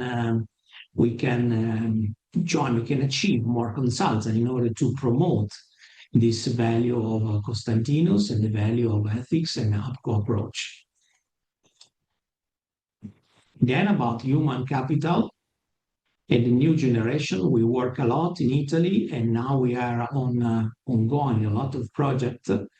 We are investing in the next generation. So we launch a national mentoring initiative in order to provide coach and support to young people, to young consultants. And we use the principle of a sensei CMC in order to transfer the high-level experience and suggestion about methodologies and take part in evolving the skill and the know-how about the new young associate members. Then also we created Prime Leve, first people project, so toward young people. Thanks to this initiative, we established a great partnership with the principal universities in Italy to attract high potential young consultants into our work, into this management consulting. We do these activities before they get graduated, so we can meet people and they can develop any passion for this or any motivation for our job. Then I have a couple of proposals that I would like to share with you, and basically is international tutorship or networking, because we think we can have a good idea to share with ICMCI in order to connect young, associate, senior member, all type of members, to connect with international potential partner promoting so in order to, first of all, create a working group. We have in Italy working group we call Comunità di Pratica, practice communities. And we would like to suggest in terms of international approach to promote this type of approach, this type of project in order to create international communities for consulting operation, consulting strategy, consulting marketing, IT and AI, and so on. This can provide, first of all, the skill because we can share point of view, we can create working groups, and then we can also share some know-how, some ideas, some best practice, and also share some business opportunities. This can be a good idea about the type of cooperation. Then second, to improve and to promote more the Constantinus. So to proposal a hub network, for example, to create a team to promote a single project, to understand technically the approach in order to share an international point of view, cases, methodologies, and so on. And then about the AI, ESG, I know the project is already ongoing. I like a lot. I've seen also the speech about Brando Benifei some minutes ago. And so we are completely aligned with this direction because we need to support and to make more regulation and make more suggestion to all the market. That's in a few words, it's my point of view. Thank you. Thank you very much, Alessandro, for your speech. And I guess that there are many suggestions, many opportunities of sharing experiences and joint initiatives. And again, if you have any question for Alessandro, please write them on chat so we can discuss later. Thank you again, Alessandro. It's my great pleasure. Thank you. Thank you. Thank you very much. And now we move to, and we will continue with the other presentation after this one. And now we move to a topic that is highly relevant for the future of our profession, is digital competencies. Digital transformation and AI are changing the way organizations work, make a decision, and create value, as we all well know. And for management consultants, digital competencies are not only technical skills, they are also understanding how technology affects strategy, people, processes, governance, and organizational change. For this reason, we are very pleased to welcome Judy Cosgrove from the European Commission Joint Research Centre, the Directorate of Digital Transformation, AI and Data. She will help us better understand DigComp 3.0 and how this framework can be relevant for management consultants, organizations, and citizens. But before giving her the floor, allow me to briefly introduce her. Judith, but let's call you Judy Cosgrove, works, as I told you, at the European Commission Joint Research Centre, GRC, in the Digital Economy and Society unit, as part of a team that examines the social implications of the digital transformation. She led the recent update of the European Digital Competence Framework, the so-called DigComp, and contributes to various projects on digital skills. Prior to joining GRC, she was Chief Executive Officer of the Educational Research Centre in Ireland. So Judy is Irish. She has over 25 years research experience with particular interest in digital education and skills, large-scale assessment and survey analysis, and research and policy. She has contributed in various roles to national and international large-scale assessment, test development, and program and policy evaluation projects. She has a master in psychology and a PhD in education. Judy, what else?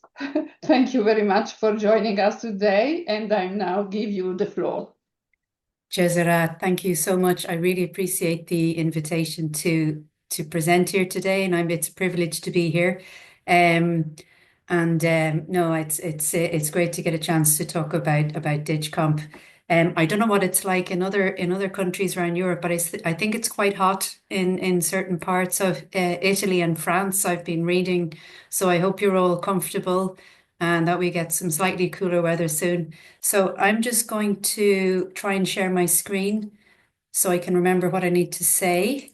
So I'm going to talk for 15 and no more than 20 minutes because I would love to have a chance to have questions and discussion and exchange with the kind members here, because we have exchanged with many stakeholder groups on DigComp, but I don't believe we've ever had a direct discussion with management consultants. So for us, this is a valuable opportunity. So I don't know, I presume many of you are broadly familiar with what DigComp is. I'll talk you through very briefly the framework, in particular focusing on the novel or the new aspects of the 5th edition DigComp 3.0. And then I want to show you as well one particular recent adaptation of DigComp 3, which could be relevant to this group. DigComp 3.0 describes essentially what it means to be digitally competent in today's society, for not just for work, but also for general living and learning.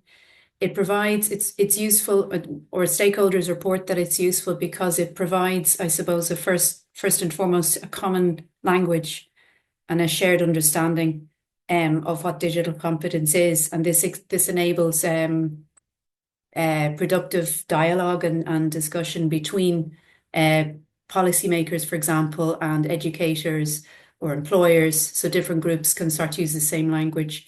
And many people think that DigComp is for basic digital skills, but in fact, it goes all the way up to highly advanced, and I'll talk about that a bit more in a moment.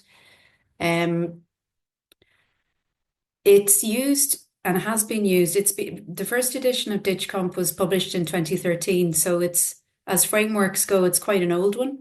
And it's because it's old, it's quite well embedded now in European priorities and policies. For example, you'll see DigComp 3.0 is mentioned in the Union of Skills, which you might have heard of, the AI Continent Action Plan, the Digital Education Action Plan, and so on. There are others as well.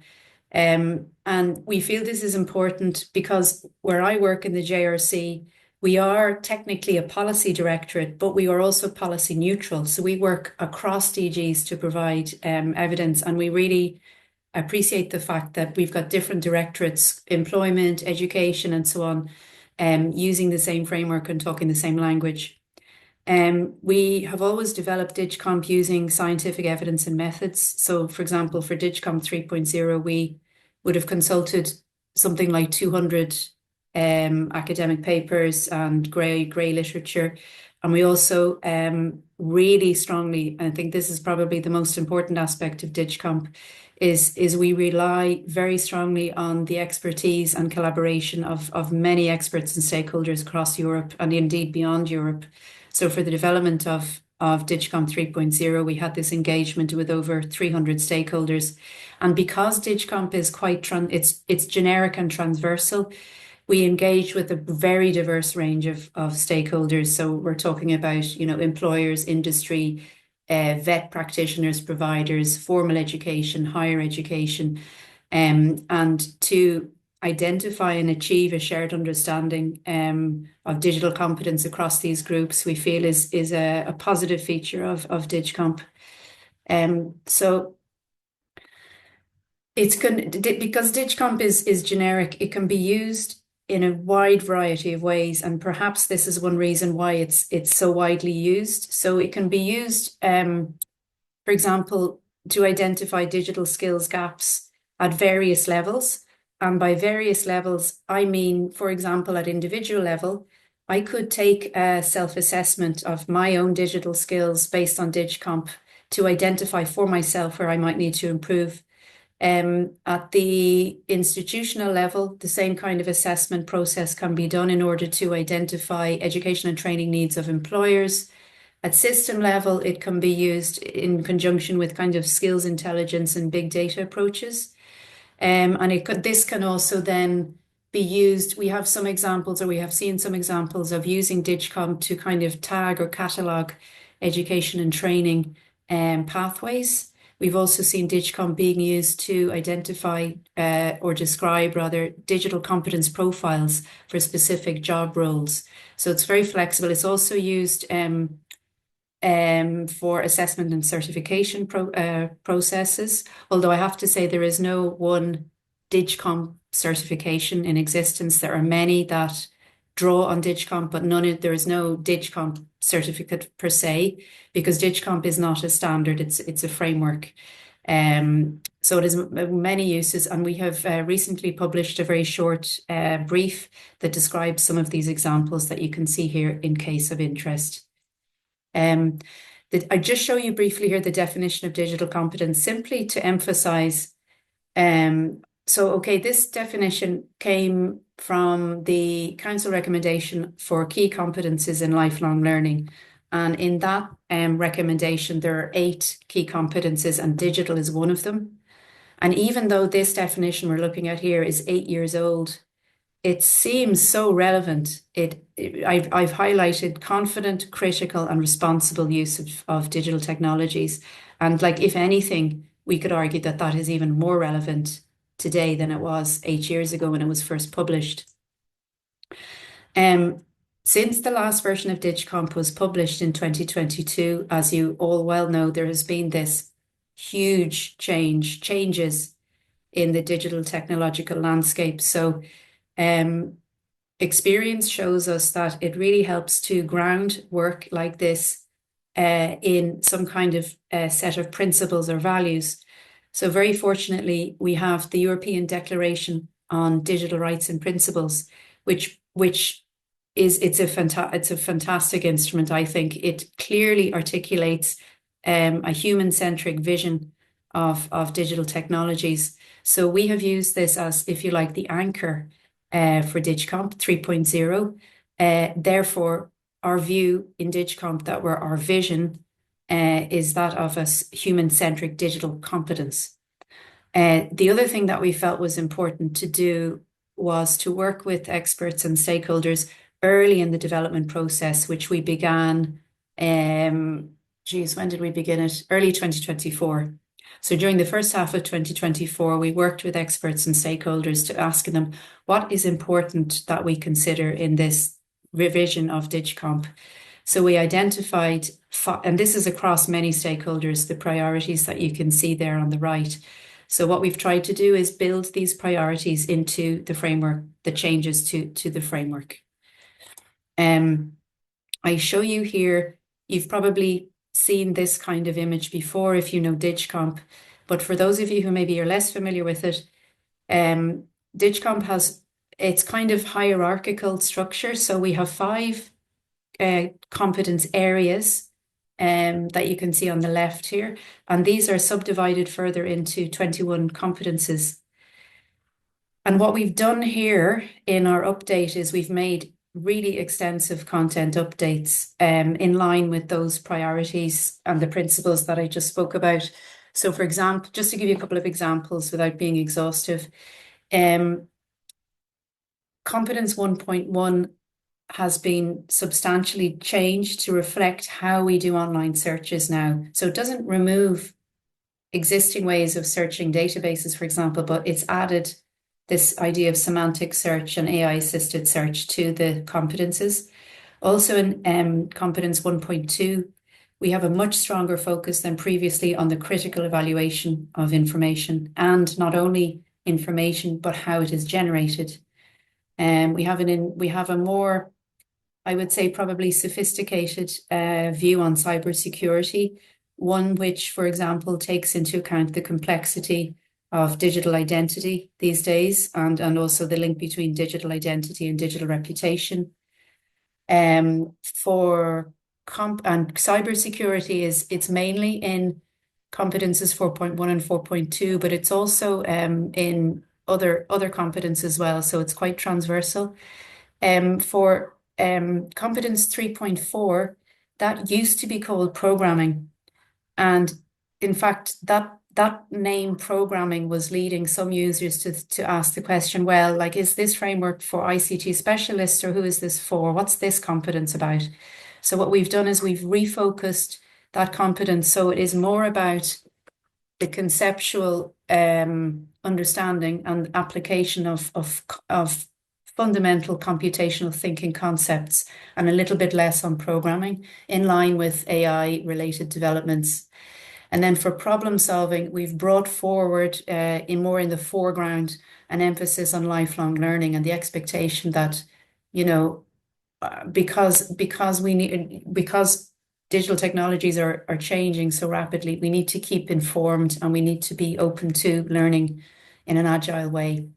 So above all, the framework is focusing on a critical, reflective, and rights-informed view of digital competence, and the focus is on knowledge, skills, and attitudes, rather than the technologies themselves or the tools themselves. It's a technology-neutral framework, which even though it doesn't make it future-proof by any means, it hopefully makes it a little less sensitive to rapid changes in digital technologies.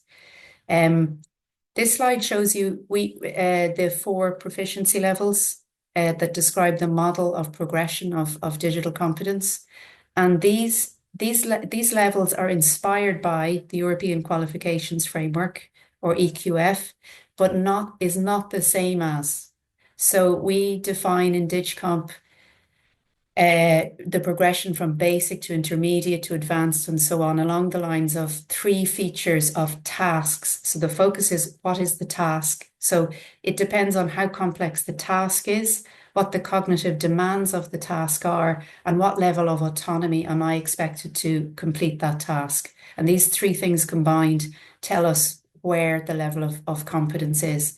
The other thing that is, we've brought more, it was always there in DigComp, but we've brought it into the foreground a little more, is that at advanced and highly advanced levels, there is an expectation that people working at these levels or performing at these levels will be able to guide, support, lead people who are working at basic and intermediate levels. And this is done deliberately to sort of give the message that indeed, while individual competences are important, we flourish in groups. We rely on networks of individuals to support us in general, also for digital competence. And these could be family members, friends, workplace colleagues, classrooms, and so on. So I'll go to the next slide. Very briefly on the new elements, we've seen the revised wording a little bit. We've looked at the revised proficiency levels. I'll just talk about, I wanted to dive a little bit more into the learning outcomes and the AI competence, because I thought they might be more of interest to this particular group. But in addition to those, we've also, we received feedback from stakeholders saying, okay, DigComp is fine, but how exactly do we implement it? There was evidence of maybe the framework being interpreted in different ways for different implementations. So while the framework will never, ever be prescriptive, we've tried to clarify, being a little more precise by adding a glossary. So it's a very detailed glossary describing all the major terms. And also for agility, for adaptations, we have provided the framework in multiple formats. So, for example, we have an editable Word version of the framework, and we also have the framework in spreadsheet and JSON formats to make it more agile. So the learning outcomes, they're very much inspired by the work of CEDIFOP, which has been working on learning outcomes generally for over a decade now. And a learning outcome is essentially a statement of what an individual knows or is able to do after completing any learning process. And it took me a while to sort of realize the potential of a learning outcome, but in fact, it's a wonderful tool because it can be used really, if it's used well, with constructive alignment, which means alignment between learning and application and the needs of the workplace or the needs of the context, if there's a constant connection and feedback loop between these elements with learning outcomes, then they really can link across elements of the system and also improve outcomes. So we have developed, using best practice with the language we use and so on, over 500 learning outcomes for the framework, and those are grouped by competence and proficiency level. And as I said, they have various potential uses. They could be used, for example, to inspire content for an assessment, or they could be used to audit a curriculum, different kinds of uses. The integration of AI was, I'd say, one of the more challenging and interesting aspects of the framework development, because but there's a lot of reasons, but one of them is that AI is appearing everywhere now. And we had some intensive discussions with stakeholders and experts on this.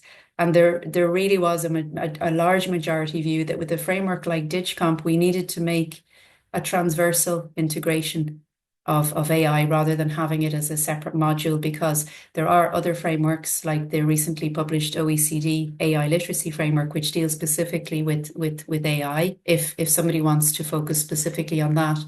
But for more general considerations, we embedded AI, and AI relevant competences appear in every single one of the 21 competences. So you can just imagine it just is kind of shows how huge the impact of AI has been on digital competences. To further, I suppose, try and describe how is AI relevant to such and such a competence, what we've done is we've applied this AI labeling to the learning outcomes. So we label a learning outcome as being AI explicit if some knowledge or understanding of AI is directly relevant to that competence element. It's AI implicit if it's potentially or implicitly relevant. An example of that would be, I need to do a task and I can choose among several tools. One of them might be AI. So that's an example of AI implicit. And then I'm quite glad to say some competences are neither AI implicit or implicit. And these types of competences are ones that involve digital technologies other than AI, or require competences that are really inherently human, such as situational judgment, choice, guidance, leadership, those kinds of competences.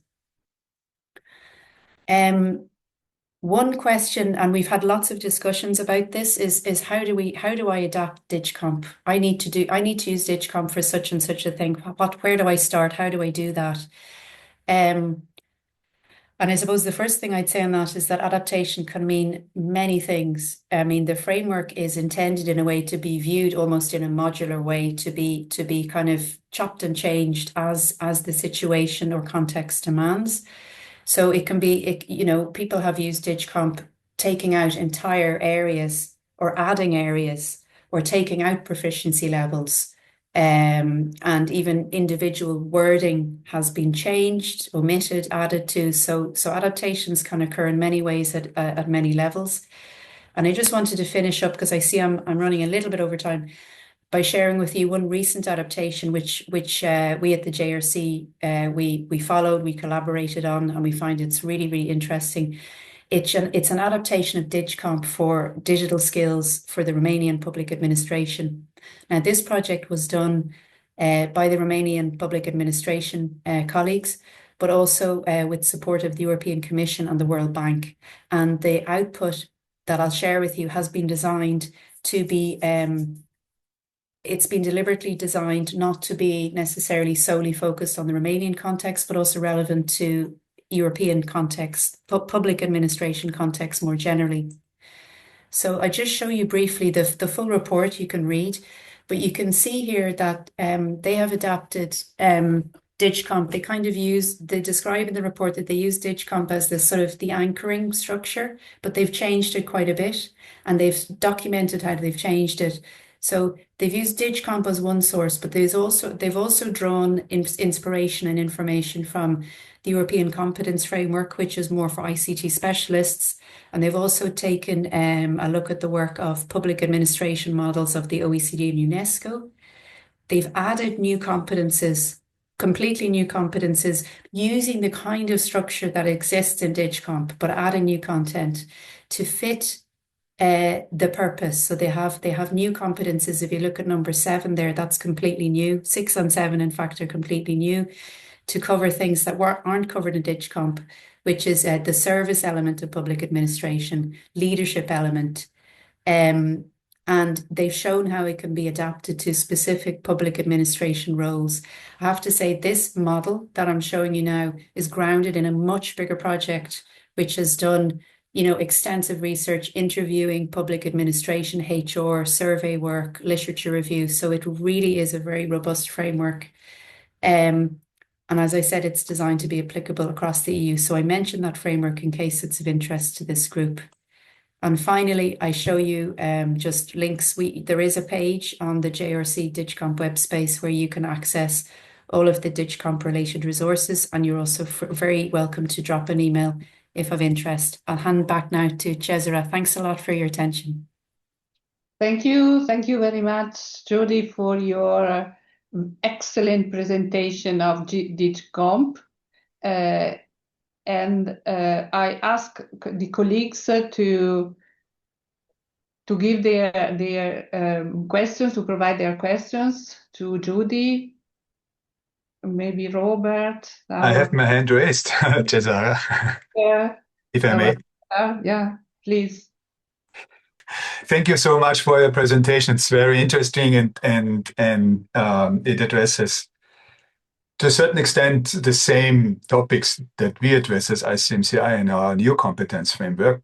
But what struck me more or less the entire presentation is, what are your thoughts, or do you have any strategies how we can implement some sort of a framework for the framework? So it's because there are different, the framework of competences is related to a person, and we as management consultants, we are working in organizations like business entities. And what you were addressing is the personal competence, how to deal with digitalization. Now, what our main purpose is how can organizations deal with the progress of digitalization, specifically having strategic benefit, some competitive advantage, but based on a meaningful use of digitalization, specifically of artificial intelligence.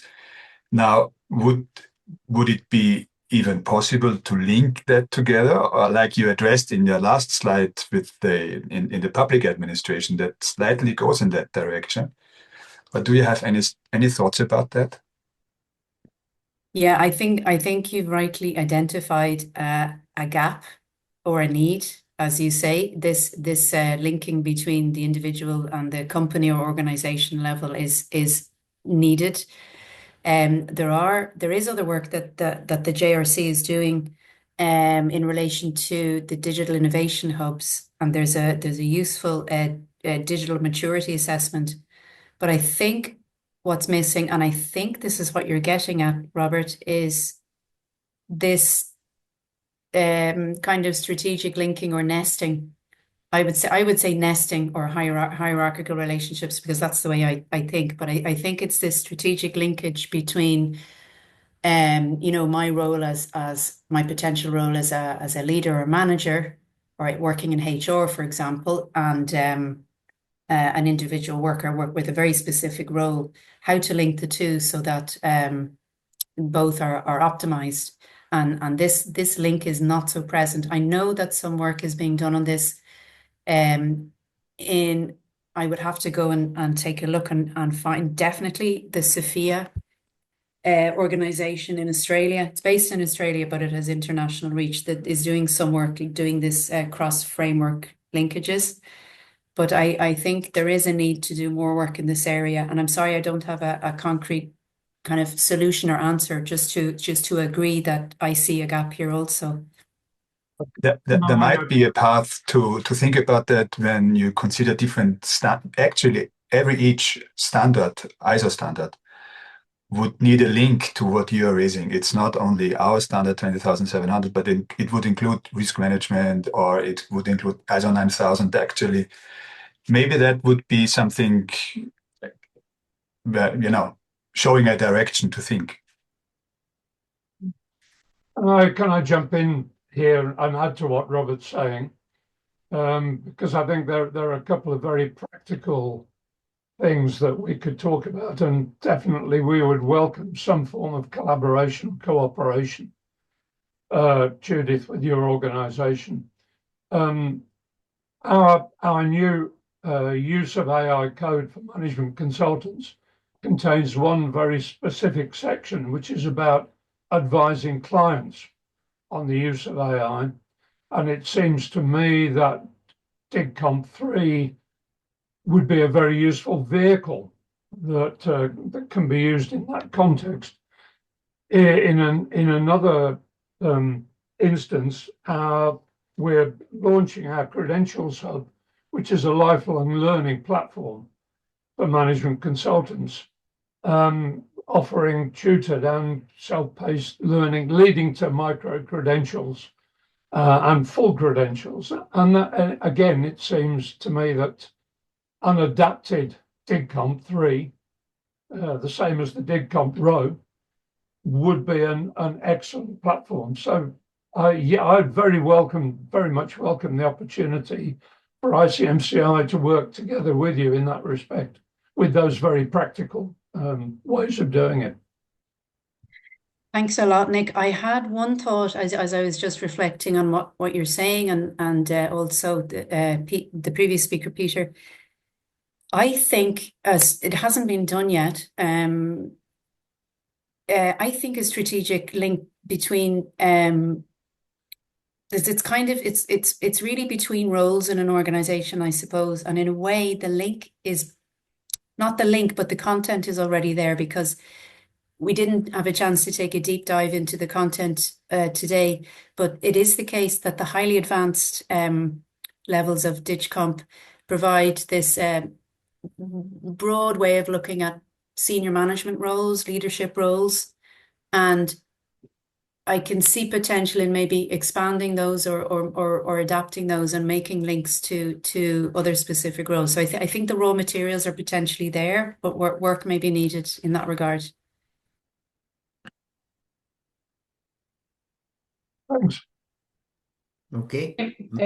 Thank you, Judy. Maybe is the one thing that we can do in the nearest future, just to go into the details for those who doesn't know yet the potentiality of DigComp, and then maybe come back to you with, let's say, some few proposals to, let's say, you support us in a way you could, and moving one step forward.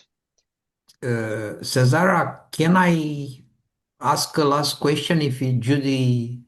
Please, sorry, I'm Romanian, Judy, so you mentioned us, so I cannot stop myself putting a little bit of a question. What about, you talk about public sector, and you haven't said anything about resistance to change of the public sector. How have you dealt with that? I think it's a great question, Soren, because it's the human element. I think there's two. Don't want to sound facetious here, but I think there's two things that human beings don't like. One thing is change, and the other thing is how things are. So, we're never happy. It's a part of our human nature. And I think it's super important, change management. However, my following of the Romanian study, which really is excellent, it was a super inspiring study to follow, and it's been really well received. Now there was work done on the HR and the very human aspects of the work. So there is something in there in some of the reports on change management and resistance to change, but I wasn't party to that information, but surely it is there. I think one part of the work, there was a lot of elements of the work, but one part of the work that did help is to really involve people at all levels in the work, because it's basic psychology. If you involve something in developing, if you involve people in developing something, they're more likely to feel some kind of ownership of it, or some kind of they feel more included. So definitely that is a huge part. But as to the details of resistance to change for this particular work, I don't have the inside info on that. The question. question was just philosophical, more or less. Yeah, Because exactly. 15 years ago, we said, okay, IT is going to solve all the problems. Now we are saying AI is going to solve all the problems. And I know. we have to It's take still care the case, about people yeah. before. Exactly. And it's still the case that humans are needed to solve the big problems. We can't just hand it over to a tool. Unfortunately, we're still need humans, or fortunately rather. Thank you very much, Judith. I didn't want to. Okay, I'm Romanian. That's it, the problem. Thank you. It's not a problem, it's an opportunity, Sorin. I see a very last question from Boris on chat regarding the open knowledge resources, if they are available for us. He represents the IMCs from Serbia. Maybe Judy, the references are contained in your presentation that we will share with the. Yes, I think yeah, definitely the resources are there, and Cesare, I can follow up with an email. And we can have an exchange. We can compile some knowledge resources, but I would like to make sure with the colleague who put the question in the chat what particular topics are of interest. If it's digital skills development, I think is the topic of interest. So we can, but there might be other topics that Borislav would like information on. And maybe we can exchange afterwards and clarify, and I can send. Yeah. Cesare, Jude has her hand up as well. Yes, we have Judy from Israel. She raised her hand. So please ask Judy. Judy to the other Judy. One Jude to the other Jude, yes. Yeah. Well, first of all, thank you for having me here. I'm new on ICMCI, the new representative from Israel. And I observe something a bit different when it comes to change, because I think that the literacy among the employees many times is much greater than the organization. So one of the risks that I see is that some of the employees would take work to do it at home and the computers back home using AI, and then come back with the results to the place of work, because it takes much longer for organizations to adapt AI than the employees themselves. So, just thoughts about it, because it's not the greatest way to work in an organization. So, thank you. Thank you indeed. That comment seems to get, it's like another angle on where the conversation began, is this strategic linkages between features of the organization and the people that work at leadership level and the individual workers, and how to align that and optimize it. Indeed. Thank you. So I think that it is all for the moment. We will provide to you later the needs from Boris regarding the documents or regarding the resources, and we will follow up with an email to you. So at the moment, many thanks for your insightful speech, and we hope to have the opportunity to meet you in the future. Great, Cesare. Thanks so much for the opportunity. I've really enjoyed it. It's been a privilege, and we'll be in touch. And congratulations on the event. Take care. Okay, bye-bye. Bye, Judy. Bye. See you. Thank you very much. We have 2 other countries which offered to provide their speech, to give their speech. And I wish to give the floor to Christian Gaina from Romania. Please, Christian. Okay, thank you. Thank you. I start with not to read what is already in the screen, but to share some thoughts regarding the AMCOR.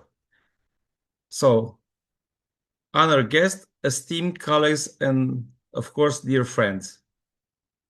Romania, in Romania, professional consulting has followed the development and transformation of the state, the needs of the public and private sector from consulting.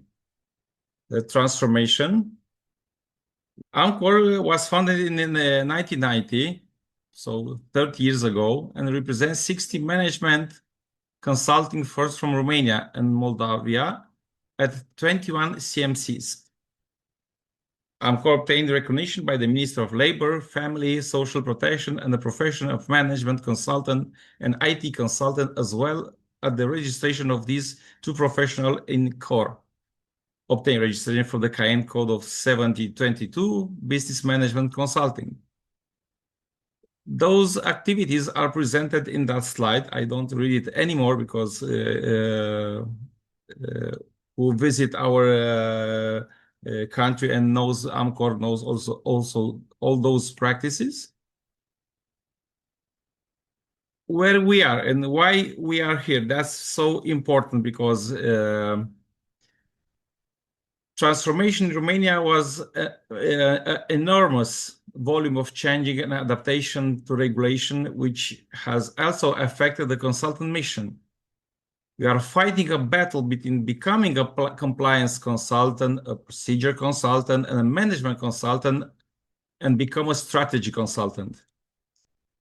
AMCOR has proven, and you already know, that European and international standards have been permanently attached, integrated in member companies, and aggregated in consulting mission to the market. Today, we talk about AI, new technological challenges, transformation, needs of the markets, but the experience we have gained, we assimilate them as ingredients, and we are responsible for using them to obtain a successful recipe. As you can see, AMCOR has 35 years of experience, during which time I have to understand a few things. Consulting is about value, not price. Value is the result of what we have to become better. Price is just to optimize inputs and cover them from the consulting contract. What we want now is a hybrid model through which we use knowledge gradually, depending on our partner's ability to accept it, to assimilate it, and I create a bridge of trust for an entire evolutionary transformation process. Our partners are here, and we have many partners in Romania. It's not the result of our value, it's also involved of bureaucracy, and each agency have to be a bridge of communication. So I continue to give you my thoughts regarding what is put it on the screen. We can carry on our consulting engagement only through a shared, professionally grounded language and an international system of standards, not merely to present them as a form of validation, but a professional demonstration of their values. We are in this hub as a part of the value concept of consultancy, as our belonging to the profession, to the process of evolution and vision. We understand the challenging of the future, but we strongly believe that the transformation of consultancy are not just the tools and their management, but the education and support of human values as a way of defining the real purpose, which is not just economic performance, but human performance transported to a level of civilization. Thank you. Oh, thank you, Christian, for sharing your thoughts. They are really inspiring to us. Thank you very much. We will share your presentation with all the participants and the other who are not participating in this meeting. now I would like to give the floor to, before the intervention of Gergana and our excuses to her because we are going a little bit late. And Boris, now the floor is yours. We cannot wait to hear the news from Serbia. Please. Good morning, good afternoon, Cesara, Nick, dear colleagues, management consultants. It's a great pleasure always to be with you and to represent the Institute of Management Consultants Serbia. First of all, I would like to thank EuroHub initiative for creating another opportunity to connect, exchange ideas, and strengthen cooperation among European institutes. For organizations like ours, these meetings are extremely valuable because they allow us not only to learn from each other, but also to explore new opportunities for collaboration. I would like also to share my screen. During the past year, the Institute of Management Consultants Serbia has gone through significant transformation. We have reorganized the Institute, introduced a new identity, and defined a clear vision and strategy for the years ahead. While we are not a large institute, we believe that sustainable growth starts with a strong foundation rather than simply increasing membership numbers. Our priority is to build an active professional community that delivers real value to consultants, businesses, and society. Challenges in Serbia are like in many other countries. We are experiencing rapid technological and economic changes in our country. However, management consulting still faces several challenges. Many companies are not fully aware of the value that professional consultants can bring. The consulting market remains fragmented, and consultants often work independently with limited opportunity for structured collaboration. At the same time, AI tools are changing client expectations and the way consulting services are delivered. Rather than seeing these developments as threats, we see them as an opportunity to modernize our profession. Our response to these market challenges are to build better visibility for our institutes, to build national standards aligned to ICMCI standards and ISO standards, to build more relationships and partner with other institutes and other institutes international, and to build trust among our stakeholders.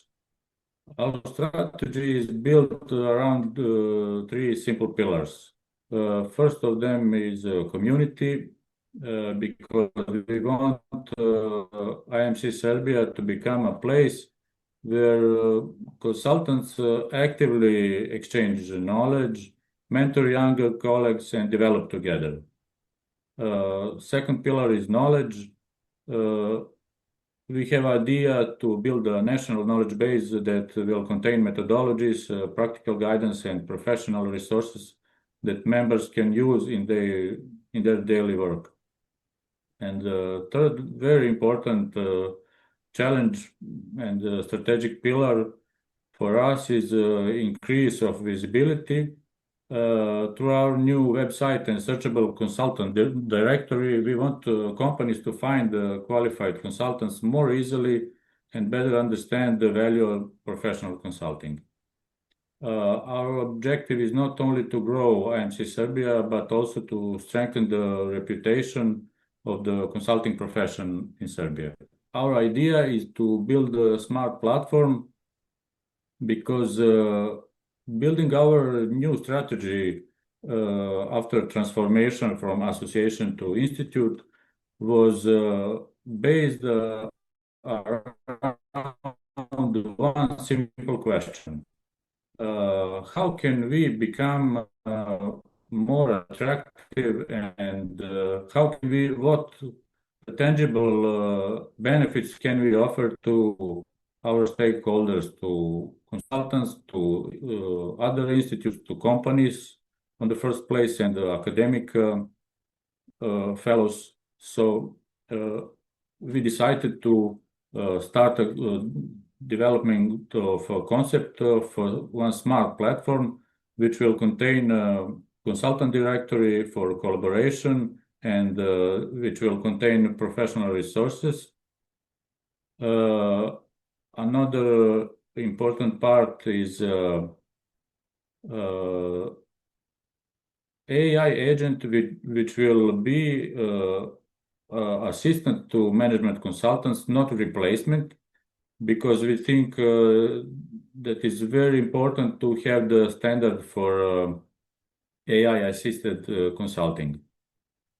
Here I want to give the floor to my colleague Daniel. He's also a member of the board of IMC Serbia, and he can shortly explain our idea about AI assisted agent. Thank you, Boris. Greetings to all of you, and thank you for the opportunity to present the actual situation in Serbia. I'm the oldest board member of our institute, and I'm from in the institute and consulting association from the very beginning. We are facing a kind of identity crisis one after another from the very beginning. And those identity crises are actually crises of the value we are offering to our fellow consulting colleagues. And at first, the Consulting Association of Serbia was developed with some kind of private idea of the founding members to get a chance to work for public supported projects. I was the only one who came from the private sector, and how to say, my results were the company's results. But after some years, we have faced the same identity crisis again, and we have found an interesting perspective. An answer to the question, what is the unique value that ICMCI and we as a member are providing to our fellow consultant colleagues? And it is the consulting process. I've interviewed more than 200 experienced managers, 55 years plus, and offered them a consulting process as a platform for applying their expert knowledge in a consulting, their domain knowledge and expert knowledge in a consulting support. And that was how the idea of AI-assisted consulting in Serbia was born. The idea is it is fully complied with our self-declaration checklist, and it is aimed on administering the consulting process. Firstly, not as any kind of a replacement for consultant, but as a unique and powerful support. And it is our project in development, and the results are fascinating because ICMCI has provided us a very structured and excellently taught framework, also supported with ISO 20700 standards. And because of the limited data set which agents have to work with, we have fast and very, very reliable results. It's a product in development, but for the Serbian association, it can change the future, because with such value, it is not a question if someone would like or not would like to be a member of our association. And we have a clear idea of what they are paying as a membership. And for now, that's all. Thank you for your attention. I would also like to introduce my next colleague, Gordana, and she will tell you about current initiatives of our institute. Good afternoon to everyone. Thank you, Boris, for the floor. It is a great pleasure to participate in the meeting and to present our organization together with my colleagues. Considering that both of them emphasize key objectives and of our National Institute, I would like to just underline a few current initiatives that we have been working on since December 2025, when this management board of the national organization was established. Well, as Boris pointed out, national visibility of the Institute and building the reputation of consultancy is one of the most important priorities, and they, in this very moment, go hand in hand. And the other thing is that in the same time, we are working on the establishment of partnership and cooperation of international level, mainly with other national institutes. And this meeting today is really valuable for us, and it is really a great opportunity to be introduced to all this national institute. And we, in this 5 minutes break, we already discussed that we will contact directly some national institutes to establish cooperation and to go, as Cesara pointed out, to some kind in the future, down the road, future joint actions. Also, from September till November this year, the Serbian Institute will work on consultant certification and recertification process as well. And also, this board decided that organizing events should become regular activity of the national organization as an important tool for achieving multiple goals and objectives.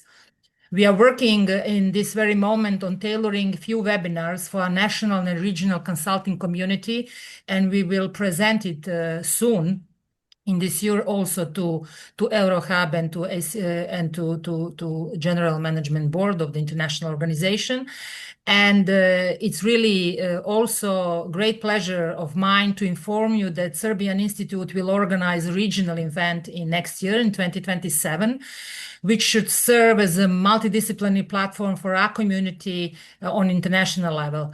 So the official website of this regional event has been already registered. The first draft of the agenda has been made, and we are going to communicate actively with all national institutes of the region about this and invite them, but also all other national institutes are mostly welcome. So we will come back to EuroHub and to ICMCI for more details from September this year. Thank you very much for this opportunity, and Boris, the floor is yours again. I would like to thank you all very much for your time and attention. We really appreciate the opportunity to share our journey with you today, and we look forward to learning from you, from your experiences as well. Thank you, Boris, and to all the Serbian colleagues. And I see that some thoughts, some wishes we discussed in the latest 2 years within the EuroHub task force are now under concrete development. So congratulations to the Serbian colleagues for their thoughts and for their experience. Yes, really thank you. And I can't wait to attend your meetings or your events. We look forward to meeting many of you in person in Serbia in near future. Thank you very much again. Thank you, Boris. And before giving the floor to Gergana, I wish to give the floor to Andrea Spensieri from Italy, who is willing to share with all of us his experience. Please, Andrea, go ahead. Hi, Cesare. Hi, all. Thank you very much for your contribution. And thank you for me. One moment, please. Yes, I want to divide my experience. I'm a vice president of ICIM. Is an association, voluntary association. And I founded this association with manager, entrepreneur, and also a lot of APCO CMC, and so a lot of us. And I work with Sorin, Kayan, Marjo Doubledown in the CMC audit committee, and some consideration about AI. The first is that AI, today I see a lot of contribution from our colleagues. And the first consideration is that the AI change the paradigm. So we have a paradigm shift, and we have the efficiency era. AI does not replace the consultant, but amplifies the capabilities. That is one point. We are data as foundation, so instant processing. We are financial report, market trends in very slow time, very speed time, and it makes decision speed. So reduce the analyst turnaround, and we have fewer hours spent on spreadsheet and more time dedicated to strategy. That is a good point. We have three pillars in for AI and management consulting in the new frontier. The first is that predictive analytics algorithm anticipate the market risk and customer behavior. The second is the process automation, so automated generation of competitive benchmark and presentation, and tailored solution, proprietary algorithm with to design customized business model. I follow some software houses, also AI software houses. So I know that we can build anything. The conclusion is that management consulting, as AI provide the map, but the consultant steer the ship. And then the firm adopting AI will lead, and the rest will fail. So in Italy, we have done some work. First of all, the evolving role of the consultant, from analyst to partner for business. Value shift heavily toward data interpretation. Human-centered skill, empathy, change management, and leadership remain irreplaceable. Technological humanism guiding clients through ethical and secure AI adoption. So,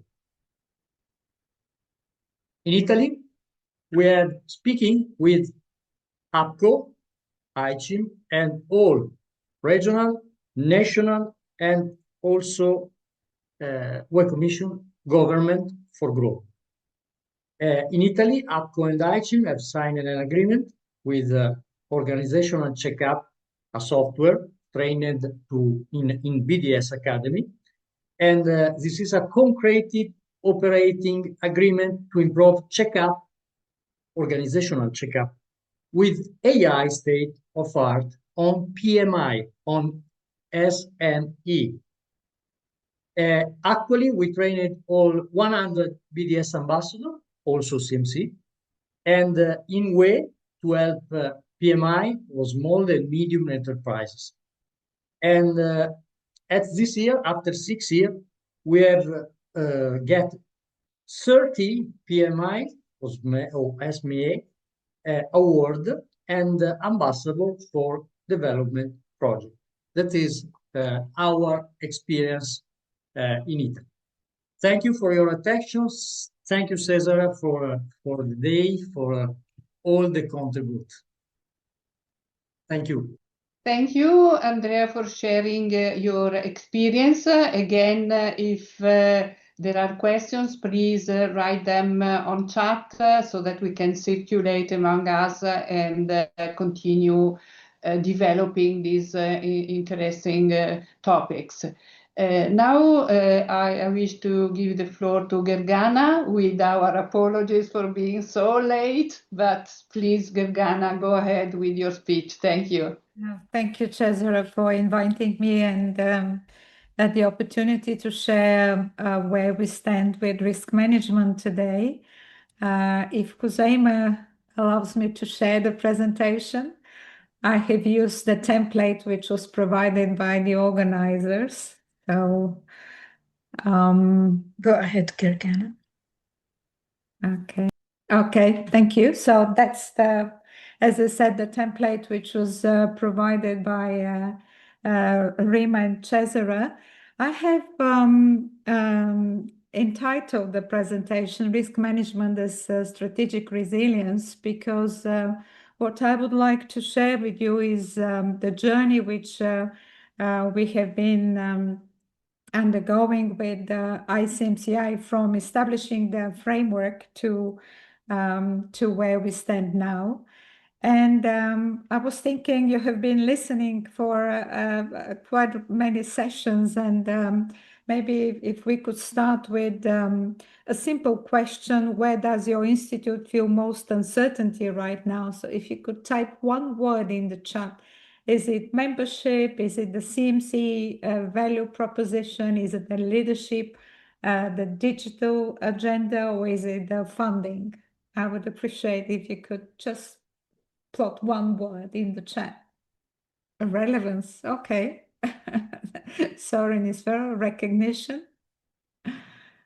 So what I wanted to illustrate with that is that it's all about uncertainties, and these are not and concerns which we have. Where uncertainty can affect objectives, we're already talking about risk. So risk begins where uncertainty can shape outcomes. And in that sense, risk is not only about what might go wrong. It is the effect of uncertainties of what we want to achieve. And it is why modern risk management is not simply a protective mechanism. It is a way of creating and protecting value, improving decisions, and strengthening performance. This is the spirit in which I would like to speak today, not about risk management as a formal framework alone, but about risk management as strategic resilience and about what has begun to mean in practice in ICMCI. Let me illustrate this with through 3 lessons from our year-end journey so far. The first lesson is this: risk management enables opportunity, not just protection. And one of the strongest examples for us has been our work on third-party policy and evaluation. Its value was not only that it helped us think more carefully about exposure, its value was that it gave us a more disciplined basis for considering partnerships and external relationships, where they could extend reach, capability, future possibilities, while still being assessed with care. Risk management contribution to the professional code of responsible use of AI is another recent example where, as you will see, the risk management perspective is naturally embedded. So the lesson is not simply that risk management helps prevent poor choices, it also helps us make better choices with greater confidence. And this is an important shift in mindset. The second lesson is that the whole system view reveals how risks are interconnected. Large, especially global organizations, can easily operate in silos. Enterprise risk management approach helps us to overcome that.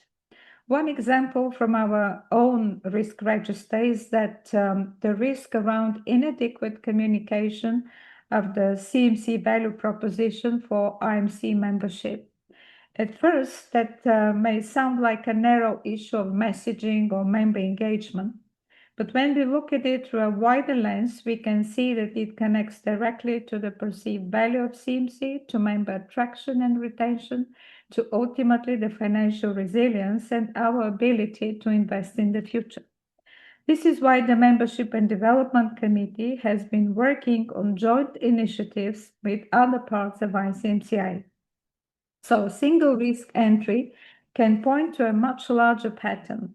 This is one of the real strengths of enterprise risk management. It encourages us to see relationships, not only isolated cases. The third lesson is that risk thinking is becoming part of how we decide. For me, this is where risk management starts to become real. It matters less than a framework existing on paper, and more than some questions begin to rise naturally in important decisions. What are we assuming? What could affect the outcome? What are the trade-offs? Where is the opportunity? What needs closer attention before we move? And the strong advocacy of the ICMCI chair in his opening remarks is one sign of that shift. That's what a risk-aware culture begins to look like. Not a separate processes, not compliance ritual, but a shared habit of thinking more clearly under conditions of uncertainties. And over time, these habits build confidence and resilience across the organization. So having looked at the lessons from our own journey, let me briefly show what is already in place. These are some of the core elements ICMCI has developed so far. The ERM policy, the risk appetite, the manual, and thematic policies in key domains. At the foundation sits the risk management policy. This is where we define the principles, the roles, and the overall structure. In simple terms, it is how we think about risk as an organization. Then comes risk appetite. This is where we define our decision boundaries, which risks are acceptable, which are not, and where we are willing to take risk in pursuit of strategy. The risk management manual supports consistency. It provides the processes, tools, and procedures needed to apply risk management more coherently across a global organization. And finally, thematic policies show how risk management is embedded directly into areas of activities, including, as I already mentioned, the third-party relationships policy, intellectual property policy, which is which is in progress, and other key risk policies. So in September, we plan to hold an introductory meeting where colleagues can look more closely at what is available, how the pieces fit together, and what may be most relevant for their own context. The intention is not to add complexity, it is to make this work practical, relevant, and usable for institutes that see value in it. So we would be responding to the needs and willingness of institute to go this way. And my final slide is I would like to leave you with an invitation. Help us shape the next phase. This is a shared opportunity and a capability we can build together across ICMCI. Thank you. That's the end. I was given 10 minutes. I hope I made the time. Perfect, Gergana. You are really an expert in risk management, and we are honored to share your expertise among us and to contribute as EuroHub to these highly critical tasks. Thank you, Gergana. Thank you very much. Thank you, Cesare. Yes. The time is running so quickly that we are almost at the end of our meeting. So I prepared a closing speech, but I will limit my end only to present you some question I would like to ask to the IMCs. Of course, we do not have time to answer these questions here, but my wish, I shared, of course, this with this proposal with Nick, to share among all the European IMCs 5 questions and ask all of them to reply.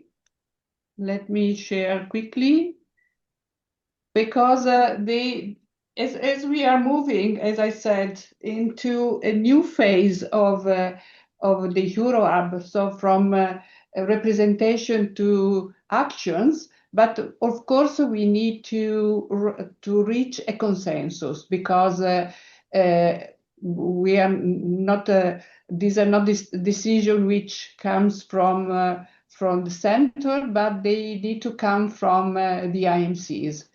So the question is, which European priorities are most relevant for your institute and your members?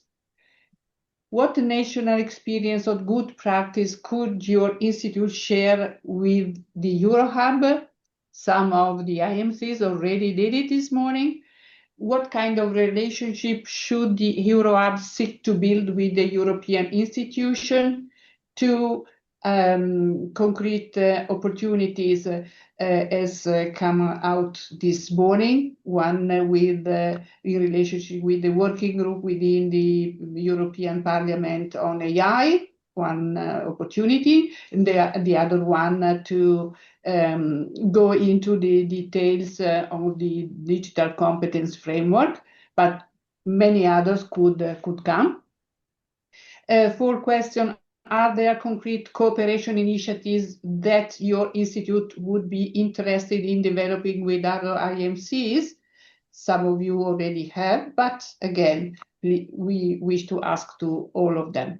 What support would make the EuroHub more useful for your institute and your members? This is the very last questions. I would like to appreciate to receive answers on this, because also my wish is to be useful to the IMCs. And that's almost all from my side. We'll send out these questions to all the IMCs together with a resume of today and all the presentations, and ask to reply within 2 weeks. And hope this could be of interest to you all. And again, thank you very much for being here. And now I wish to listen to the conclusion from our chair. And thank you for being here for so much time. Please, Nick. Thank you, Cesara. I can sum up today's EuroHub meeting in 2 words, really: activity and opportunity. I think what we have seen today is that there is a tremendous amount of activity going on, both centrally in ICMCI, but also through the presentations that we've had from the member institutes today. There is so much going on.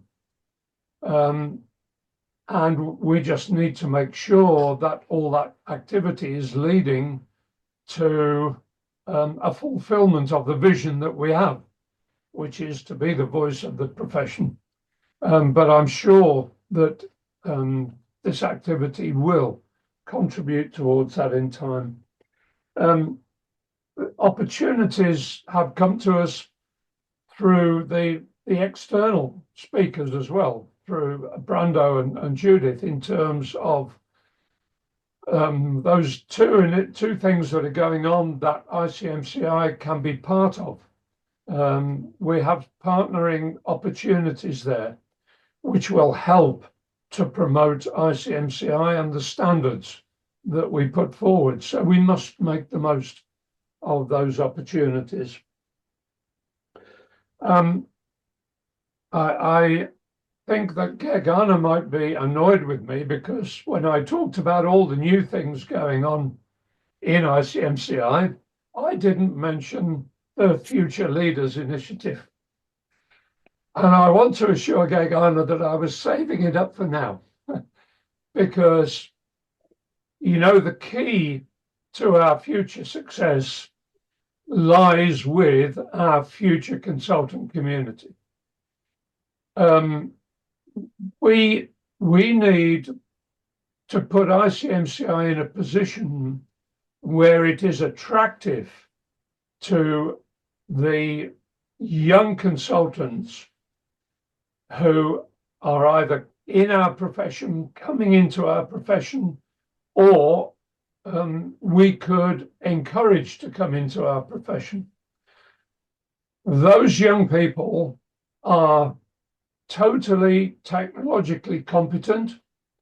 They are totally AI aware and competent, but their lifestyle is different to most of us whose faces I see on the screen today. And we need to make sure that ICMCI gives them a platform, a portal that fits their lifestyle and is attractive to them. That to me is one of the biggest secrets that we need to delve into and resolve for the future. But what I've seen today are very encouraging signs that things are happening in that direction already.